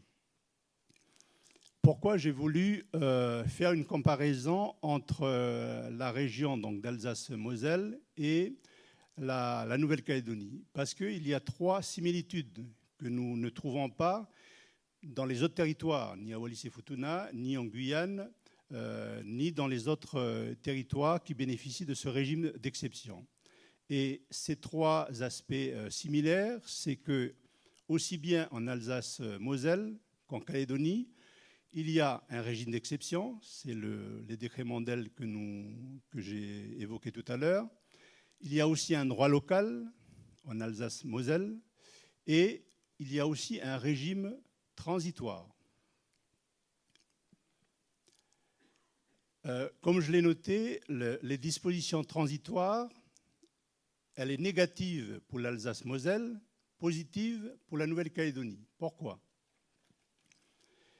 Parce qu'en Alsace-Moselle, donc, le régime transitoire, donc c'est la loi du 17 octobre 1915. Nous, ici, c'est la loi organique donc, du 19 mars 1999. La loi du 17 octobre 1915, c'est la loi qui a posé le régime transitoire et qui maintient le droit local en vigueur jusqu'à l'introduction des lois et règlements applicables dans le reste de la France. Et il y a eu une décision du Conseil constitutionnel donc, qui avait été saisie à l'occasion d'une QPC. Et le Conseil constitutionnel avait mentionné donc, dans un de ses considérants qu'on ne peut pas faire du droit local aujourd'hui, donc s'agissant de l'Alsace-Moselle, on ne peut pas faire du droit local aujourd'hui dans les matières où il n'y en avait pas hier. Voilà. Et comme vous le voyez, j'ai écrit que c'est un effet cliquet négatif. Alors que pour nous, en Nouvelle-Calédonie, il y a un effet cliquet positif pour la Nouvelle-Calédonie, puisque avec la loi organique donc, du 19 mars 1999, donc, issue de l'accord de Nouméa, nous, à l'inverse donc, de l'Alsace-Moselle, nous, on fait du droit local calédonien dans les matières où il n'y en avait pas hier. Donc je vais parler ici des transferts de compétences et les matières qui les accompagnent. Et tout à l'heure, je vous ai dit tout à l'heure qu'il y avait une des mentions que j'avais notée en vert, donc je l'ai reproduit ici. Elles peuvent rester, donc s'agissant de l'Alsace-Moselle, donc les législations, les réglementations, elles peuvent rester en vigueur tant qu'elles n'ont pas été remplacées par des dispositions de droit commun ou harmonisées avec elles. Ce que je retiens, en tout cas dans ma réflexion, c'est pour ça que je disais tout à l'heure que mes propos, c'est simplement d'inscrire la laïcité dans le sens de notre histoire calédonienne, même si elle n'est pas sans lien avec l'histoire française, mais j'insiste, il faut qu'elle s'inscrive dans l'histoire, dans le sens de notre histoire. Et ce que je retiens, c'est pour cela que j'ai fait la comparaison entre l'Alsace-Moselle et nous en Calédonie, c'est que l'une donc l'Alsace-Moselle, elle entre dans le droit commun. Donc ça veut dire que les particularités réglementaires de cette région tentent à se gommer en faveur du droit commun, alors que l'autre, c'est-à-dire la Nouvelle-Calédonie, elle en sort pour développer un droit d'exception. Et là, je vous livre une conviction qui n'est ni religieuse ni laïque, mais c'est une conviction, c'est que l'exception calédonienne, c'est la clé du destin commun. C'est-à-dire qu'on doit construire notre destin non à partir du commun, mais de l'exception pour une Nouvelle-Calédonie exceptionnelle. Un dernier mot maintenant sur la laïcité d'exception, et j'en aurai fini. Donc, je note ce qu'avait rappelé à l'époque l'ancien vice-président du Conseil d'État, donc Jean-Marc Sauvé, qui a eu l'occasion de venir à plusieurs reprises en Nouvelle-Calédonie. Il disait que la laïcité n'a pu se construire, comme beaucoup de droits et de libertés dans notre pays, qu'à partir de l'État, et je mets entre parenthèses, central, et en prenant appui sur lui. Et je dis, pour nous, donc pour moi, ça sera une laïcité d'exception, c'est que cette laïcité d'exception ne pourra se construire qu'à partir de l'État décentralisé et en prenant appui sur nos réalités socioculturelles et territoriales. Je pense notamment aux aires coutumières. Je dis ça, mais ça, je le dis simplement rapidement, c'est que c'est vrai que la religion, en plus d'imprégner nos esprits et nos cœurs, elle a aussi configuré l'espace social. J'ai encore en tête mes échanges avec le grand chef de Bélep, où il me racontait en me disant que, tu vois, là où on habite ici, on a quitté nos terroirs, là où nous étions avant, et on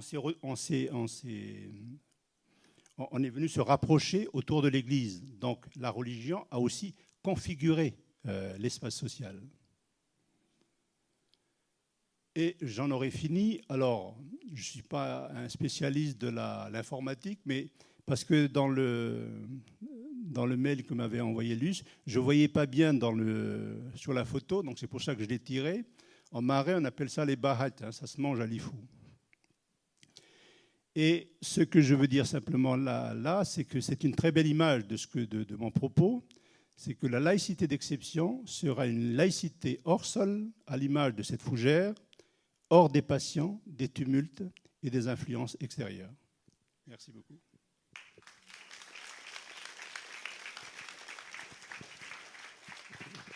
Merci Louis.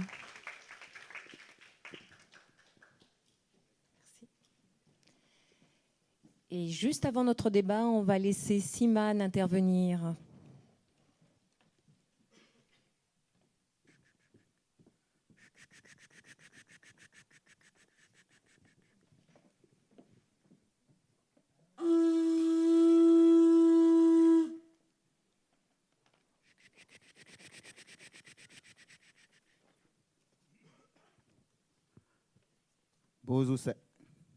Bozuse. Nyapani Pierre Méchaud. Bonjour à tous. Bonjour à tous. Je voudrais me faire petit devant vous avant de prendre la parole.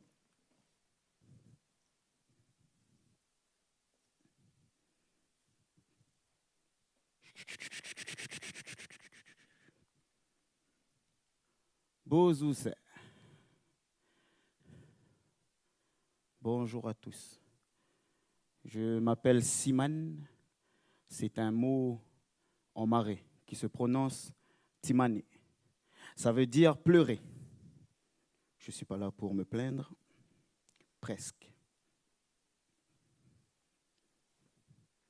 En lifou, on peut traduire ce prénom, ce mot, ce clan, ce nom de famille par Simane. Si de baigner, puis maner, racine du mot bénédiction, manafif.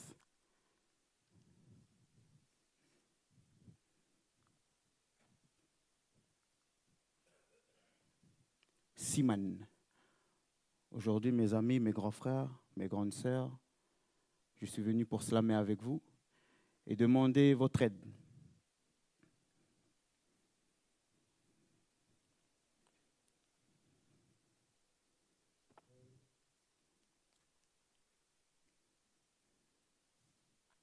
Avant de donner la parole, j'aimerais vous demander de, vous d'abord, me donner quelques mots en lien avec ce futur débat. Ce n'est pas un spectacle, hein, c'est pour de vrai. Si je peux avoir quelques mots, s'il vous plaît. Voilà.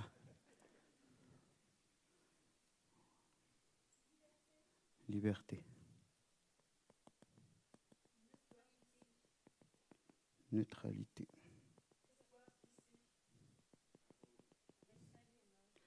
J'aime bien parce qu'il y a beaucoup de voix de femmes. Je ne vise personne. Je vais m'arrêter là parce qu'il y a des tontons à moi qui sont là. Ils peuvent me... Lien. Amour. Je vais la voix grave. Amour, c'est bon, ça a reconnu que c'est un homme. Histoire. Histoire d'ici. Ipierre, Oletia Tchachoch. Alors là, je vais me faire taper dessus parce que je ne sais pas comment chorégraphier, orthographier Ipierre. Destin. C'est une prestation, c'est pas un communiqué politique. Destin commun.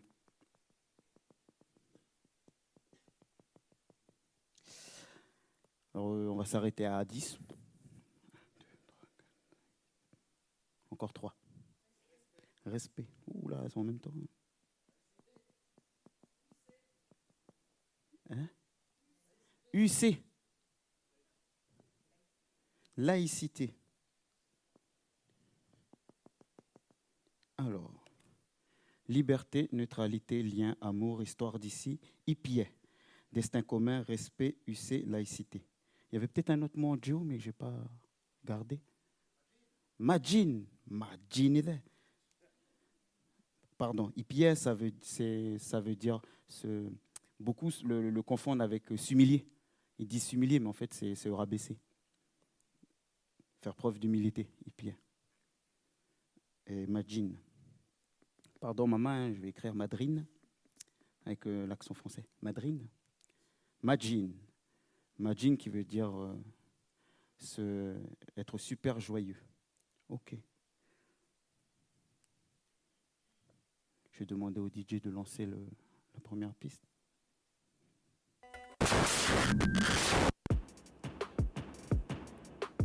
La première. Reconnaissance. L'autre son. Non, c'était l'autre. C'est le tout. Ah. Comment? D'accord, c'est pas grave. On va improviser comme ça. Je suis de ma famille. Je suis de mon peuple. Je suis d'une communauté de destin. Mais comment suis-je si tout cela éclate? A écrit un jour Edgar Morin, ayant tous de l'égard pour ce refrain. L'humus, comme l'humain, ont un point commun. Tirent son origine du sol et ne font qu'un. Au contact des pâquerettes et du foin, ils s'enracinent, s'enrichissent avec soin, chérissant leurs liens, accompagnés d'un regard omniscient et non malveillant venant de tous nos anciens. Pareil quelquefois en totem, lézards, requins. Cela dépend du pays, du lieu ou du recoin. Nous enseigne qu'il y a un ensemble à respecter aussi beau et fragile que du lin. L'humanité s'est rapprochée petit à petit d'elle-même et de chacun, que l'on soit des grands vieux ou des tout petits gamins, pour tendre vers la sagesse qui vient des cieux, que certains questionnent trop souvent pour connaître leur lendemain. Pour moi, je regardais les journaux, Capricorne, Balance, je n'en savais rien. Tout ce que je sais, l'être humain d'hier, d'aujourd'hui, pour demain, ont trouvé des réponses dans plusieurs petits chemins. Le premier qui me vient, la danse, un art corporel intellectuel. Il y a aussi le tatouage, marque d'un savoir intemporel. Saito, maquillage, illusion ponctuelle tant pour lui que pour elle. Car dans l'histoire, le corps a le devoir d'un support. Permanent pour un moment s'évapore, pour nous montrer que derrière le réel, il y a quelque chose de très fort. Pour certains, spirituel. Savoir d'où est-ce que l'on vient, d'où est-ce que l'on sort, culturel. Avoir un certain confort, c'est vrai. Artificiel, c'est vrai, c'est vrai. L'habit ne fait pas le moine, mais du moins elle s'habille. À l'origine, on s'habille d'image, se sublime et s'imagine car on s'abîme avec l'âge. En tout temps, à tout âge. Auparavant, c'était tatouage permanent. Maintenant, c'est maquillage pour un petit moment. Mais pourquoi? Pourquoi? En gros, écrit en gras, sentir son identité et là tenir que l'on s'habille pour souhait. Tamoko, l'être humain d'hier, d'aujourd'hui, pour demain, ont trouvé des réponses dans plusieurs petits chemins, inspirés du sol, des cieux, mais surtout de leur quotidien. Tiens, une phrase me vient. Tout ce qui monte finit par retomber en vain, mais l'homme de culture, qu'importe sa couleur, retombe sur ses racines et en son sein. Pour la culture à travers le temps, les civilisations, les traditions, les religions, ce n'est que le début et non la fin.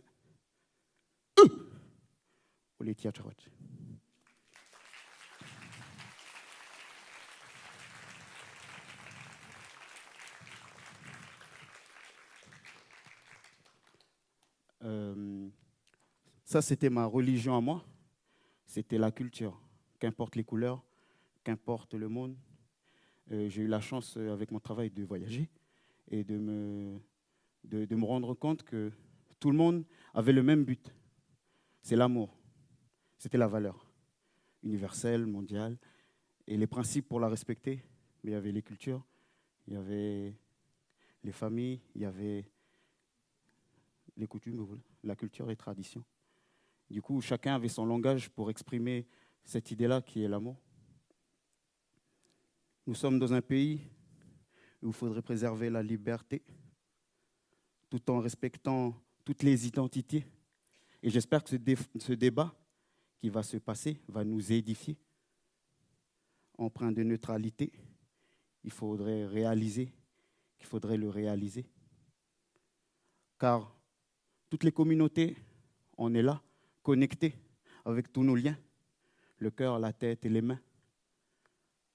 Car la première valeur importante, c'est l'amour. Il faudrait l'enfiler comme une armure. Surtout avec notre pays, avec un grand H. Il y a l'histoire d'ici. Pour le moment, c'est un grand H pour couper, limiter. Je ne veux pas toucher, tu es mon ennemi. Alors que toutes les ethnies, on pourrait être amis. Ipiais.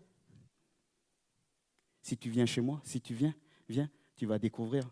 Tiens, le destin commun. Commun ou comme un. Symbole de ma communauté, de ma culture, c'est l'igname. L'igname en anglais, c'est yam. Yam, c'est comme un je suis. Un je suis qui fait ce que nous sommes, car nous sommes la somme d'un je suis. Je continue, sinon on va être là jusqu'à la nuit. J'ai fait un petit geste symbolique, juste pour vous présenter mon respect. J'espère que assis, tu vas rester. UC, voilà, je l'ai placé. Juste pour la rime. Moi, je suis ici pour parler de laïcité. Tout à l'heure, j'ai dit, nous sommes la somme d'un je suis. Il ne faut pas oublier que laïcité, nous sommes définis par notre citoyenneté et pas par notre religion. Tu peux passer à la deuxième chanson.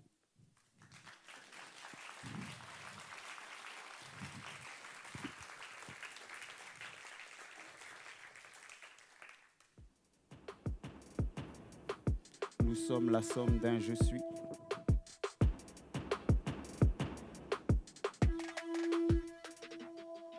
Nous sommes de ceux qui disent non à l'ombre de manière sobre ou de manière forte. D'un slam déployé de la horde, d'une voix soutenue de la horde. Pensée tressée comme la corde, nous sommes de ceux qui ne prennent pas la vie. Face à l'école de l'hypocrisie, l'ancienne nostalgie. Chanter pour la laïcité. Nous sommes la somme d'un je suis, nous sommes la somme d'un je suis, nous sommes la somme d'un je suis, nous sommes la somme d'un je suis, nous sommes la somme d'un je suis, nous sommes la somme d'un je suis, nous sommes la somme d'un je suis, nous sommes la somme d'un je suis, nous sommes la somme d'un je suis, plus toi, plus nous, plus lui, comme le récit ou le poteau central d'une grande case, construite, écrite comme une belle phrase. Nous sommes de ceux qui disent oui aux rêves qui prennent feu. Je voudrais et je veux pour toi, pour nous, pour eux. Nous sommes de ceux pour qui le verbe aimer se conjugue au monde.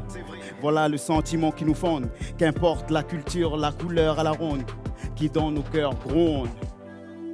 Madji, chauffe-moi de ta chaleur si grande. Nous sommes la somme d'un je suis, nous sommes la somme d'un je suis, nous sommes la somme d'un je suis, nous sommes la somme d'un je suis, nous sommes la somme d'un je suis, nous sommes la somme d'un je suis, nous sommes la somme d'un je suis, nous sommes la somme d'un je suis. Qui je suis? Qui tu es? Qui nous sommes? Nous sommes la somme d'un je suis, nous sommes la somme d'un je suis. Nous sommes la somme d'un je suis, plus toi, plus nous, plus lui. Comme le récit ou le poteau central d'une grande case, construite, écrite comme une belle phrase. Sur l'affiche, il y a un bagnon. Dans ma langue, on dit mana. Je sais tout mais là, mana. L'autre jaya fait un jaya, on m'a fait que là, il essaie.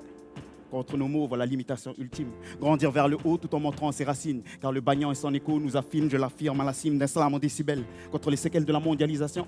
Grandir vers le ciel tout en exposant nos racines aux fils d'elle. Tel est l'exemple du bagnon qui interpelle. Qui je suis? Qui tu es? Qui nous sommes? Nous sommes la somme d'un je suis, nous sommes la somme d'un je suis, nous sommes la somme d'un je suis, nous sommes la somme d'un je suis, nous sommes la somme d'un je suis. Qui je suis? Qui tu es? Qui nous sommes? Nous sommes la somme d'un je suis. Nous sommes la somme d'un je suis, plus toi, plus nous, plus lui. Comme le récit ou le poteau central d'une grande case, construite, écrite comme une belle phrase. Letia Chakwat. Thank you, Thomas. Malosiofa, Kamon, je dirais merci dans toutes les langues. Oleti.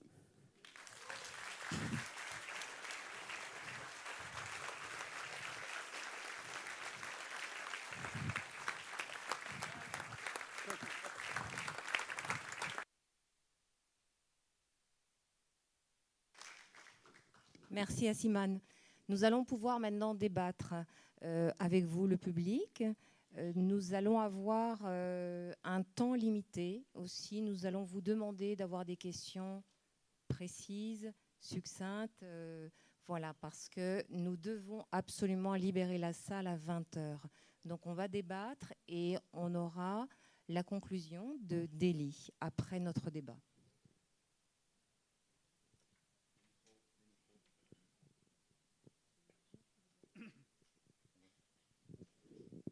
Oui, donc comme nous avons un temps, Gisèle est la partie là-bas. Oui, donc bonsoir. Je suis venue ce soir parce que je trouve ce débat sur la laïcité hors propos, parce qu'on est dans un pays qui est très différent de la France, qui n'a pas du tout la même histoire que la France. Et je ne comprends pas bien pourquoi on voudrait imposer dans un pays qui n'a pas la même histoire que la France les mêmes conceptions et les mêmes principes qu'en France. Est-ce qu'on ne peut pas organiser ou penser ce pays autrement que par rapport à des modèles français? Quelqu'un veut répondre à cette question? Ou c'est une opinion simplement lancée qui n'a pas de réponse? Je vais essayer de...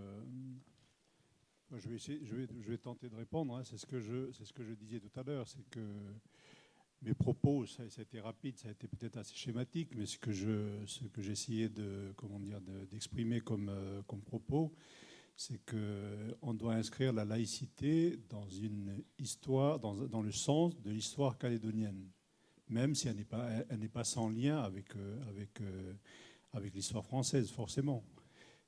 Donc c'est pour cela qu'en conclusion tout à l'heure, je disais que nous, notre destin commun, et je pense, mais ça c'est mon avis, c'est ma conviction, et comme je l'ai dit, elle n'est ni religieuse ni laïque, mais que peut-être qu'on se trompe en voulant faire construire notre destin commun à partir du commun. Peut-être qu'il y a de l'exception en chacun de nous, et c'est sur la base de cet exceptionnel-là qu'on peut construire le destin commun. Voilà, donc peut-être que je ne réponds pas directement à votre question, mais voilà, c'est quelques propos que j'apporte. Merci pour votre question. En fait, je voulais répondre assez rapidement, c'est-à-dire que la laïcité, c'est un peu ce que j'ai essayé de défendre, c'est que en fait, ce n'est pas une valeur qui serait propre à un territoire donné ou à une culture donnée, c'est une valeur universelle. Et la France n'a pas... C'est vraiment pas une valeur universelle, ça ne faut pas dire ça. Vous avez posé une question. C'est la France. Hein. Excusez-moi, je me suis mal exprimé. C'est un principe qui, selon moi, peut être partagé par tout le monde. Et par conséquent, en fait, comment dire, vous avez raison, la France... mais la France n'a pas le monopole des principes bons pour la société. Oui, monsieur. Non, juste pour vous inviter, alors je ne dis pas que ça l'est, mais en 2005, il y a 30 intellectuels de plusieurs pays du monde qui ont rédigé une déclaration qu'ils ont appelée la Déclaration universelle de la laïcité. C'est paru dans Le Monde, je crois, il y a... Enfin, en tout cas, là, ça remonte. Mais c'est pour dire que c'est sujet à débat, mais voilà, il y a cette déclaration universelle de la laïcité. Oui, monsieur. Oui, merci. Merci de nous donner la parole. Vous avez bien dit tout à l'heure qu'on pose une question, simplement une question par rapport à ce qu'on a entendu. Vous donnez une opinion. Bien. Alors, d'abord, excusez-moi, respect, humilité, un grand merci. Oleti Achakwat à Eli d'avoir, on va dire la LDH, pardon, d'avoir organisé, parce que ce mot laïque là, eh bien, voilà, nous aussi on l'a entendu, mais voilà. Et là, merci pour l'éclairage historique et autres. Voilà. Vous avez dit qu'il faut poser une question. Si j'ai bien compris, la laïcité, c'est liberté ensemble, égalité ensemble. C'est quoi en fait la laïcité? Il y a une logique. Il y a une logique dans l'histoire de ce pays, parce qu'on parle pays là en ce moment. Pardon au public qui est là, respect, humilité à vous également, parce que nous tous qui sommes venus ici, peut-être certains d'entre vous connaissent bien le mot laïque. Merci à toi, petit frère. Siman. Voilà, il a sa manière à lui. Il ne faut pas oublier de dire merci à ces personnes, parce qu'ils nous ont éclairés. Pour vous, c'est bon, vous connaissez, parce que voilà, ça vous appartient, ce mot, laïcité. Mais nous, on découvre ce machin-là, ce mot-là. On l'a entendu parler, c'est vrai, mais comme ça, vaguement. Mais là, donc, merci pour l'éclairage. Hein. Alors, voilà, liberté ensemble, égalité ensemble. Alors, dites-moi, quand la liberté de l'un, oui, on m'a dit aussi, quand la liberté de l'un empiète sur celle de l'autre, laïcité d'exception, a priori, là, comme je viens d'entendre, ce serait pour le destin commun quelque chose, on va dire, qui va donner, ça sera la solution par la laïcité, parce que voilà, la laïcité, elle est rentrée, ce n'est pas de notre faute à nous. On n'a pas demandé, mais maintenant qu'il y est, maintenant ça fait plus de 177 ans que la laïcité est rentrée. Elle a bouleversé notre ordre de la coutume. Il y a l'ordre de la foi chrétienne qui est rentré. Et il y a l'ordre, bien sûr, de la modernisation. Voilà. Et le petit frère, là, Simon, eh bien, il vient de l'exprimer. C'est la réalité à nous aujourd'hui. Pardon pour la passion que je viens de donner. Parce qu'on a envie. Alors, si la laïcité peut trouver, on va dire, une solution, allez, les plus-values, là, tous les interlocuteurs, voilà, je ne sais pas, tous les gens qui réfléchissent, là, c'est peut-être l'occasion pour parler de ce pays, parce qu'on ne peut pas échapper à ça. Peut-on échapper, justement, à la mondialisation? Alors, quelle est la logique de ce pays? Il faudrait peut-être penser à cette logique, parce qu'il y a beaucoup de logiques, là, qui se sont rencontrées. Elle est où la voie, la laïcité? Voilà, j'ai fini, hein, parce que je ne sais plus ce que je vais dire. Merci. En tout cas, merci. Hein. Merci. Troisième personne. Pendant que le micro circule, je voulais juste faire une petite remarque par rapport à ce que vous avez dit, madame, et puis monsieur. C'est sûr aussi qu'un aspect très important maintenant du débat de la laïcité, qu'on voit dans de nombreux pays et puis à l'aune de l'évolution historique, c'est qu'on sent vraiment, hélas, une contradiction très forte d'une certaine façon entre la laïcité et quelque part les traditions. D'autant plus que les traditions, dans pratiquement finalement tous les pays du monde, elles sont fondées sur des pratiques religieuses, sur un substrat religieux qui est très très fort. Donc rompre avec ça, en plus, ça se rajoute à la question de la mondialisation, à la question du déracinement par rapport aux questions traditionnelles. C'est ça qui rend aussi désormais la question sur la laïcité si sensible, si délicate et si complexe, quoi. Voilà, c'était juste une petite remarque. Je pense que ça n'a échappé à personne, mais qu'il fallait rappeler, qu'il y a cette dimension très très forte en fait. Finalement, qu'elle est souvent, hélas, perçue. Bon, Florent, je pense que ses propos nous ont montré que ce n'était pas le cas, mais elle est souvent perçue comme une rupture. Elle est perçue aussi comme très européocentrique. Il y a tous ces aspects, en fait, dans tous les débats, et ici et ailleurs, parce que c'est quand même désormais une dimension très forte du monde contemporain. Merci, Christiane. Mademoiselle ou madame? Oui.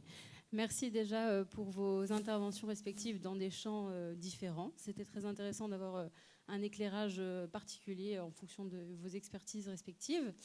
Ma question s'adresse principalement aux philosophes. La question est la suivante. Je reprends quelque chose que j'ai pu voir affiché dans le diaporama et que vous avez pu reprendre sur cette question de la laïcité qui ne crée pas de communauté, qui participerait, j'en déduis, à un effacement quelque part d'une forme de frontière d'un groupe, d'une identité. Est-ce que cette laïcité-là ne participe pas quelque part aussi effectivement à une désorganisation du corps social? Et en quoi est-ce que la laïcité comporte une valeur ajoutée par rapport à des principes qu'on peut retrouver dans les principales religions ou croyances qui existent sur notre terre. Parce que d'où est née cette question? Elle est née de l'idée, la sensation que j'ai eue dans votre présentation que les valeurs qui découlent du principe de laïcité sont des valeurs qu'on ne retrouverait pas forcément dans les religions qui pourtant prônent tolérance, vivre ensemble et aussi existence mutuelle, partagée dans un espace et un temps partagé également. Voilà, merci. Merci, monsieur. Oui, merci pour votre question. Alors effectivement... Excusez-moi, il y a une réponse. Oui, je vous en prie. Oui, alors... ma réponse, puisqu'il faut qu'elle soit rapide malheureusement, c'était de dire que effectivement les valeurs que prône une religion particulière sont peut-être compatibles avec la laïcité. Ce n'est pas un problème de valeur. C'est, je prends l'exemple de la Calédonie. C'est vrai que la religion est créatrice de liens, ça, je ne remets pas ça en cause. Mais il peut y avoir aussi certaines absences de liens, absence d'échanges entre les différentes religions. Et ce n'est pas une histoire on peut avoir les mêmes valeurs, mais on peut peut-être ne pas échanger, ne pas dialoguer ensemble. Et donc la laïcité, qui permettrait de mettre tout le monde sur un pied d'égalité, notamment la citoyenneté, permettrait de garantir un espace public qui permettrait à tous de dialoguer et justement de partager les valeurs. Parce qu'effectivement, la religion, même si les valeurs peuvent être louables, ça peut cloisonner aussi. Alors que la laïcité, c'est l'inverse complet. C'est le décloisonnement, l'échange, et justement, ce n'est pas l'indifférence. Voilà, c'est aller prendre compte l'identité de l'autre, la différence de l'autre, pour créer l'identité de la Calédonie. Je vous en prie, monsieur. Oui, merci de nous initier à ce débat sur la laïcité. Il me semble que c'est quelque chose de très important. C'est en même temps très important dans le sens où c'est un principe qui nous amène vers la liberté, les uns et les autres, et le respect mutuel. même si c'est un concept qui est venu d'ailleurs, comme l'igname qui est venu d'ailleurs, il est devenu un élément majeur de la société d'ici. L'important qui me semble exprimé autour du débat ce soir, c'est le fait qu'en fin de compte, il faut un endroit où on partage justement nos valeurs culturelles qui a fait la cohésion d'un groupe à un moment donné, mais qui peut paraître exclure les autres de la communauté de destin telle que nous l'attendons. Donc il me semble là que le concept a été posé ce soir, qu'elle vienne de l'intérieur ou vienne de l'extérieur.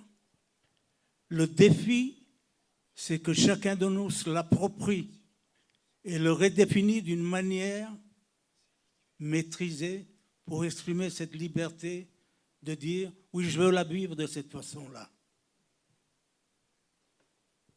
Donc ça, c'est un élément qui me semble très important. Deuxième élément, je dirais que la loi de 1905 parle de la séparation. Mais c'est mon côté pédagogue lié à l'éducation. Il me semble plutôt qu'il faut parler de distinction qui construit l'homme que nous sommes, qui est une totalité, et non pas un homme coupé en plusieurs morceaux. Et là, il y a une interrogation majeure pour le citoyen de la Nouvelle-Calédonie. Parce que quand on interroge toutes les cultures kanak qu'il y a ici et puis ailleurs, il y a un concept majeur que j'avais soulevé la dernière fois, qui est le Jokamo, qui interroge l'humain dans l'élévation de son humanité. L'enfant qui naît ne va pas, il ne met pas en avant l'avoir dans la culture kanak, mais il met en avant l'être. Et il me semble qu'il y a une interrogation que nous devons aussi pouvoir aborder dans ce domaine-là pour que cette laïcité que nous voulons conjuguer par nos humanités pour faire grandir l'humanité de chacun de nous ici, ça pourrait être quelque chose d'exceptionnel pour reprendre ce que dit Waya tout à l'heure pour chacun de nous. Voilà, merci. Merci. Vous passez le micro juste à côté de vous. Merci. La dame. Merci. Bonsoir. Une petite question, s'il vous plaît. La laïcité qu'on nous impose mondialement, hélas, favorise l'individu par opposition à la religion qui favorise la famille et le groupe. Dans un pays où on veut importer la laïcité, où le suicide des jeunes est un fléau, comment comptez-vous résoudre ce problème? Quelqu'un peut répondre? Une question difficile apparemment. Ou alors je laisse chacun répondre à sa façon. Si personne ne répond, on va passer à la... Non, je ne prends plus de personnes parce qu'on est coincé par le temps. Là. Donc, dernière personne, et puis après, Elie Poingoun fera la conclusion en vous remerciant. Je vous en prie. Oui, merci. Je voulais juste intervenir sur... je me posais la question par rapport à quoi, sur quel pied d'égalité on mettrait la laïcité pour se dire que du coup, on est cette idée de communauté, etc. En quoi la laïcité, elle nous mettrait sur un pied d'égalité par rapport à quoi? Par rapport à l'État? Puisque, par exemple, la religion, c'est par rapport à un groupe religieux, par rapport à une religion, etc., à des dogmes, que ce soit les religions, etc., ou les sectes. En quoi la laïcité, par rapport à quoi, en fait? Par rapport à quoi? Où est l'égalité? Où est-ce qu'on prend un pied d'égalité quand on parle de laïcité? C'est par rapport, du coup, à l'État? Ma question était je veux savoir à quoi on fait référence quand on parle de laïcité. Est-ce qu'on parle de communauté, donc du coup une universalité? Mais dans ce cas-là, quel est qu'est-ce qu'on regarde? Quel est notre pied d'égalité? Sur quoi on regarde quand on parle de cette universalité-là, en fait? Merci. Une réponse possible? Oui, oui. Alors, je pense que c'est, comme je l'ai essayé de l'expliquer tout à l'heure, c'est en rapport avec l'éthique, contrairement à la morale, qui, elle, est en rapport à la communauté, à la société, aux mœurs. L'éthique est en rapport à l'humain, tout simplement. Donc, je pense que la laïcité, c'est là le fondement, c'est le respect de l'humain. C'est pour ça, d'ailleurs, que c'est défendu et c'est mis en avant par la Ligue des droits de l'homme, parce que, justement, le but, c'est de considérer tous les humains. Là, en Calédonie, considérer tous les Calédoniens, et j'ai mis en garde tout à l'heure face à cette idée qui serait, parce que la majorité des Calédoniens sont religieux, qu'il ne faut considérer que les Calédoniens religieux. Inversement, c'est parce qu'on est majoritairement chrétiens, de considérer que les chrétiens. C'est-à-dire, je vais terminer sur ça, le problème c'est, j'ai oublié de le dire tout à l'heure, le problème c'est pas du tout, la laïcité n'est pas du tout contre la religion, pas du tout, mais elle est contre l'emprise de la religion sur le politique. Et inversement, elle est contre l'emprise du politique sur la religion. Oui, je complète juste 2 secondes. Une des déclinaisons de la laïcité, c'est l'égalité de tous devant la loi. Donc l'égalité, c'est devant la loi.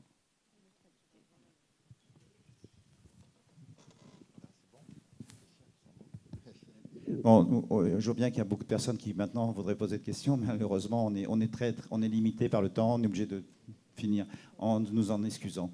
Hein, mais ça prouve bien que le débat n'est pas fermé. Merci. Voilà, j'avais une conclusion que je pouvais vous dire en un peu de temps quand même.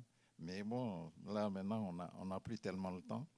Alors, je voudrais répondre déjà aux questions. Là. On a posé la question sur les jeunes. Je pense que nous, la laïcité, elle favorise la citoyenneté. On est tous des citoyens. Les problèmes des jeunes, ça s'adresse à tous les citoyens. Tous les citoyens. Il n'y a que comme ça. Il faut qu'on se mette un jour ou l'autre à parler de ce problème concrètement et puis on va trouver des solutions. Nous, au niveau de la Ligue, on défend les droits de la personne humaine. On est bien conscient du problème des jeunes. On en parle chez nous de temps en temps.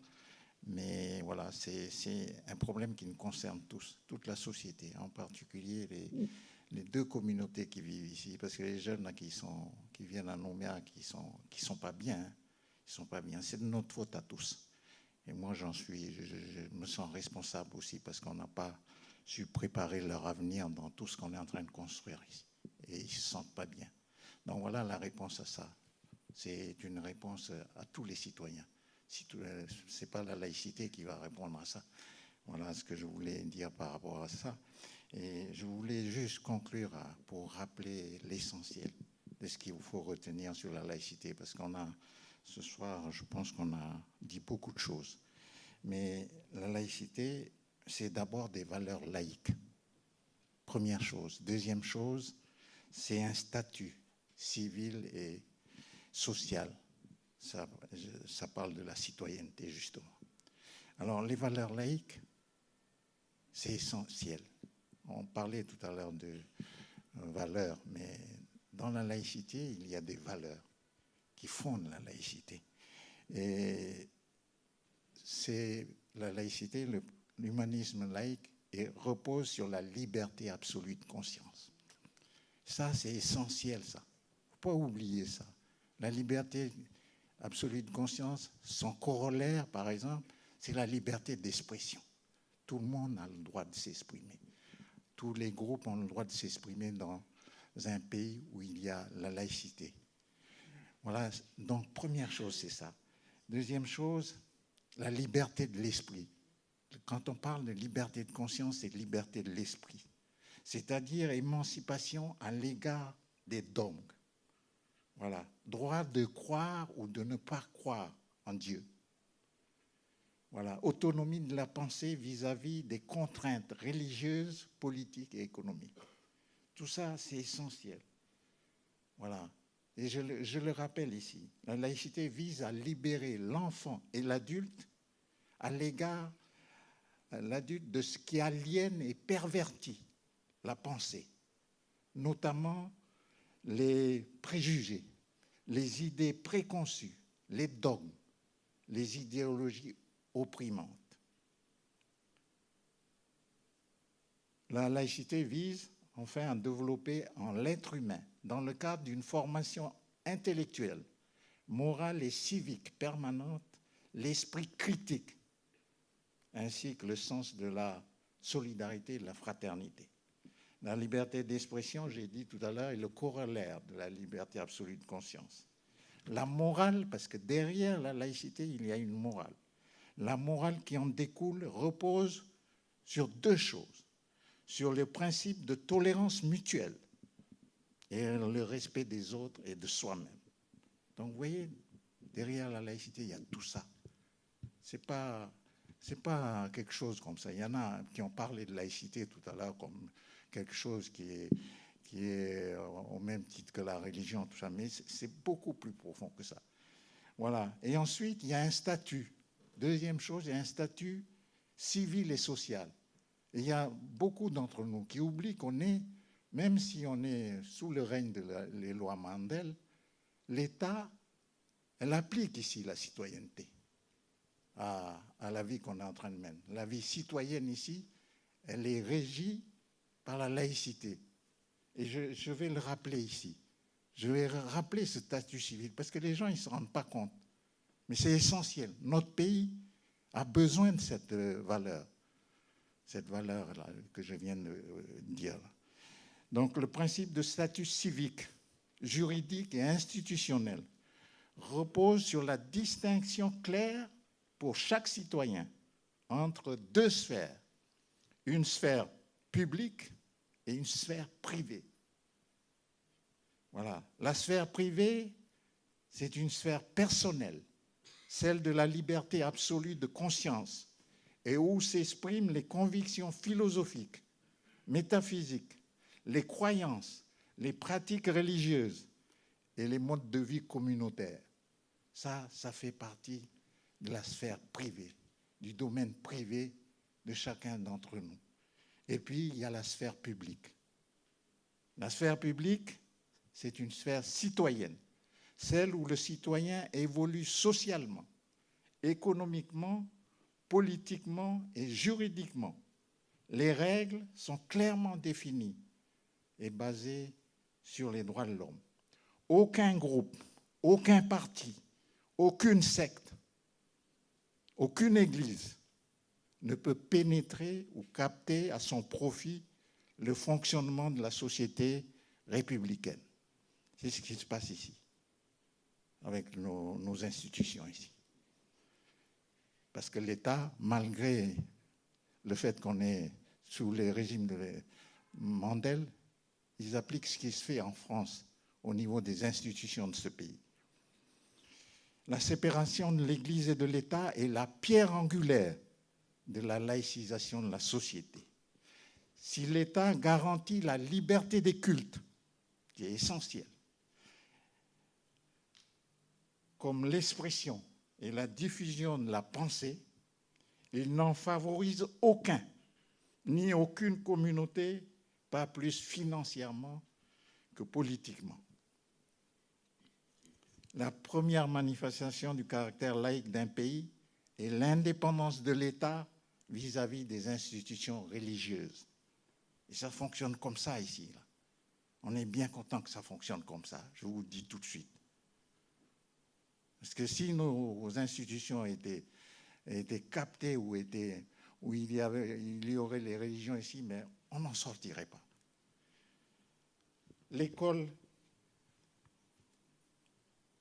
voilà, donc l'école laïque, parce qu'on n'a pas parlé de l'école ici, mais l'école laïque, elle est essentielle. L'école laïque et républicaine doit être préservée de toute pénétration économique, confessionnelle ou idéologique. L'école n'est pas le lieu de manifestation, voire d'affrontement des différences. Elle est un lieu où sont suspendus d'un commun accord les particularismes et les conditions de fait. Ça, c'est essentiel. Et vous voyez actuellement en France, ça discute beaucoup à ce sujet. Nous, on n'a pas fait en fonction de ce qui se fait en France. Mais en France, en ce moment, on discute beaucoup de l'école, avec la présence des foulards islamiques ou des... Ouais. Voilà ce que j'ai dit au niveau de l'école. Et je dirais ceci. Tout ce qui précède, tout ce que j'ai dit là, ne veut pas dire que la République nie les appartenances communautaires. Elles existent de fait et sont respectables, pour autant qu'elles ne remettent pas en cause les principes de liberté individuelle, de dignité humaine et d'égalité. Donc voilà ce que je voulais vous dire par rapport à ça. Moi, je suis quelqu'un de convaincu qu'on a besoin. La France a cette valeur qui est venue de loin, de 20 000 kilomètres. Mais c'est une valeur qu'on devrait en prendre compte ici. Et moi, je suis pour qu'un jour, on va décider que la loi de 1905 soit appliquée ici, soit promulguée par les autorités du territoire, parce que c'est une valeur essentielle. Ça permet justement d'avoir une harmonie sociale entre les gens qui vivent ici, parce qu'on appartient à des communautés, à des religions différentes. La seule manière, on a dit tout à l'heure, c'est qu'il y ait une harmonie sociale. On a des espaces publics, on doit se respecter les uns et les autres, tout en pratiquant nos différentes traditions dans nos communautés. Ça, c'est ce que permet la laïcité ici. Et moi, je voulais le dire. Je regrette parce qu'il y a des gens qui critiquent, qui ont dit tout à l'heure, mais elle n'a pas sa place ici. Mais vous savez, les guerres de religion sont arrivées. Les guerres de religion, avant, il y en avait ici, en métropole. Mais c'est ce qui a permis d'avoir une paix sociale. Une paix entre les gens, c'est ce principe de laïcité, qui a permis de ramener la paix en France entre les religions, entre les différentes conceptions philosophiques, etc. Voilà ce que vous voulez vous dire. Moi, je suis à la Ligue des droits de l'homme. Et l'une des valeurs de la Ligue des droits de l'homme, c'est de défendre la laïcité. C'est pour ça qu'on a fait cette conférence.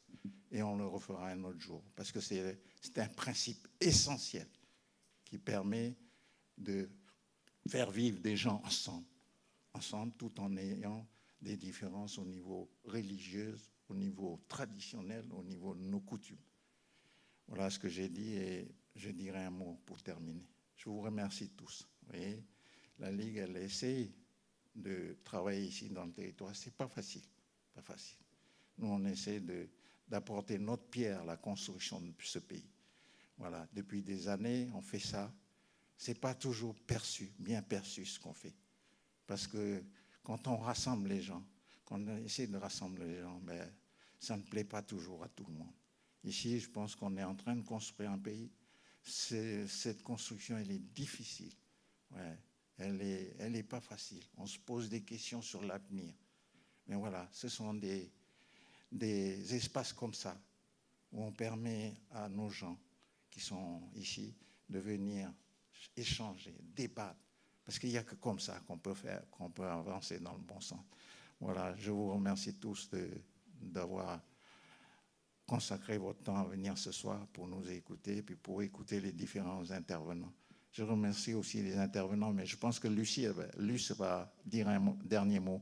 Voilà, merci beaucoup.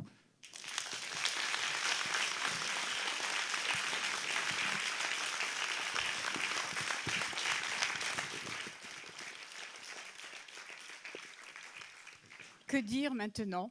Eh bien que notre conférence est terminée et nous remercions effectivement les intervenants, toute l'équipe aussi de la Ligue des droits de l'homme et du citoyen de Nouvelle-Calédonie qui a participé activement à la mise en place de cette conférence. Et voilà, maintenant, vous savez ce que c'est que la laïcité et il ne reste plus qu'à l'appliquer. Voilà, je vous souhaite une très bonne soirée. Merci encore.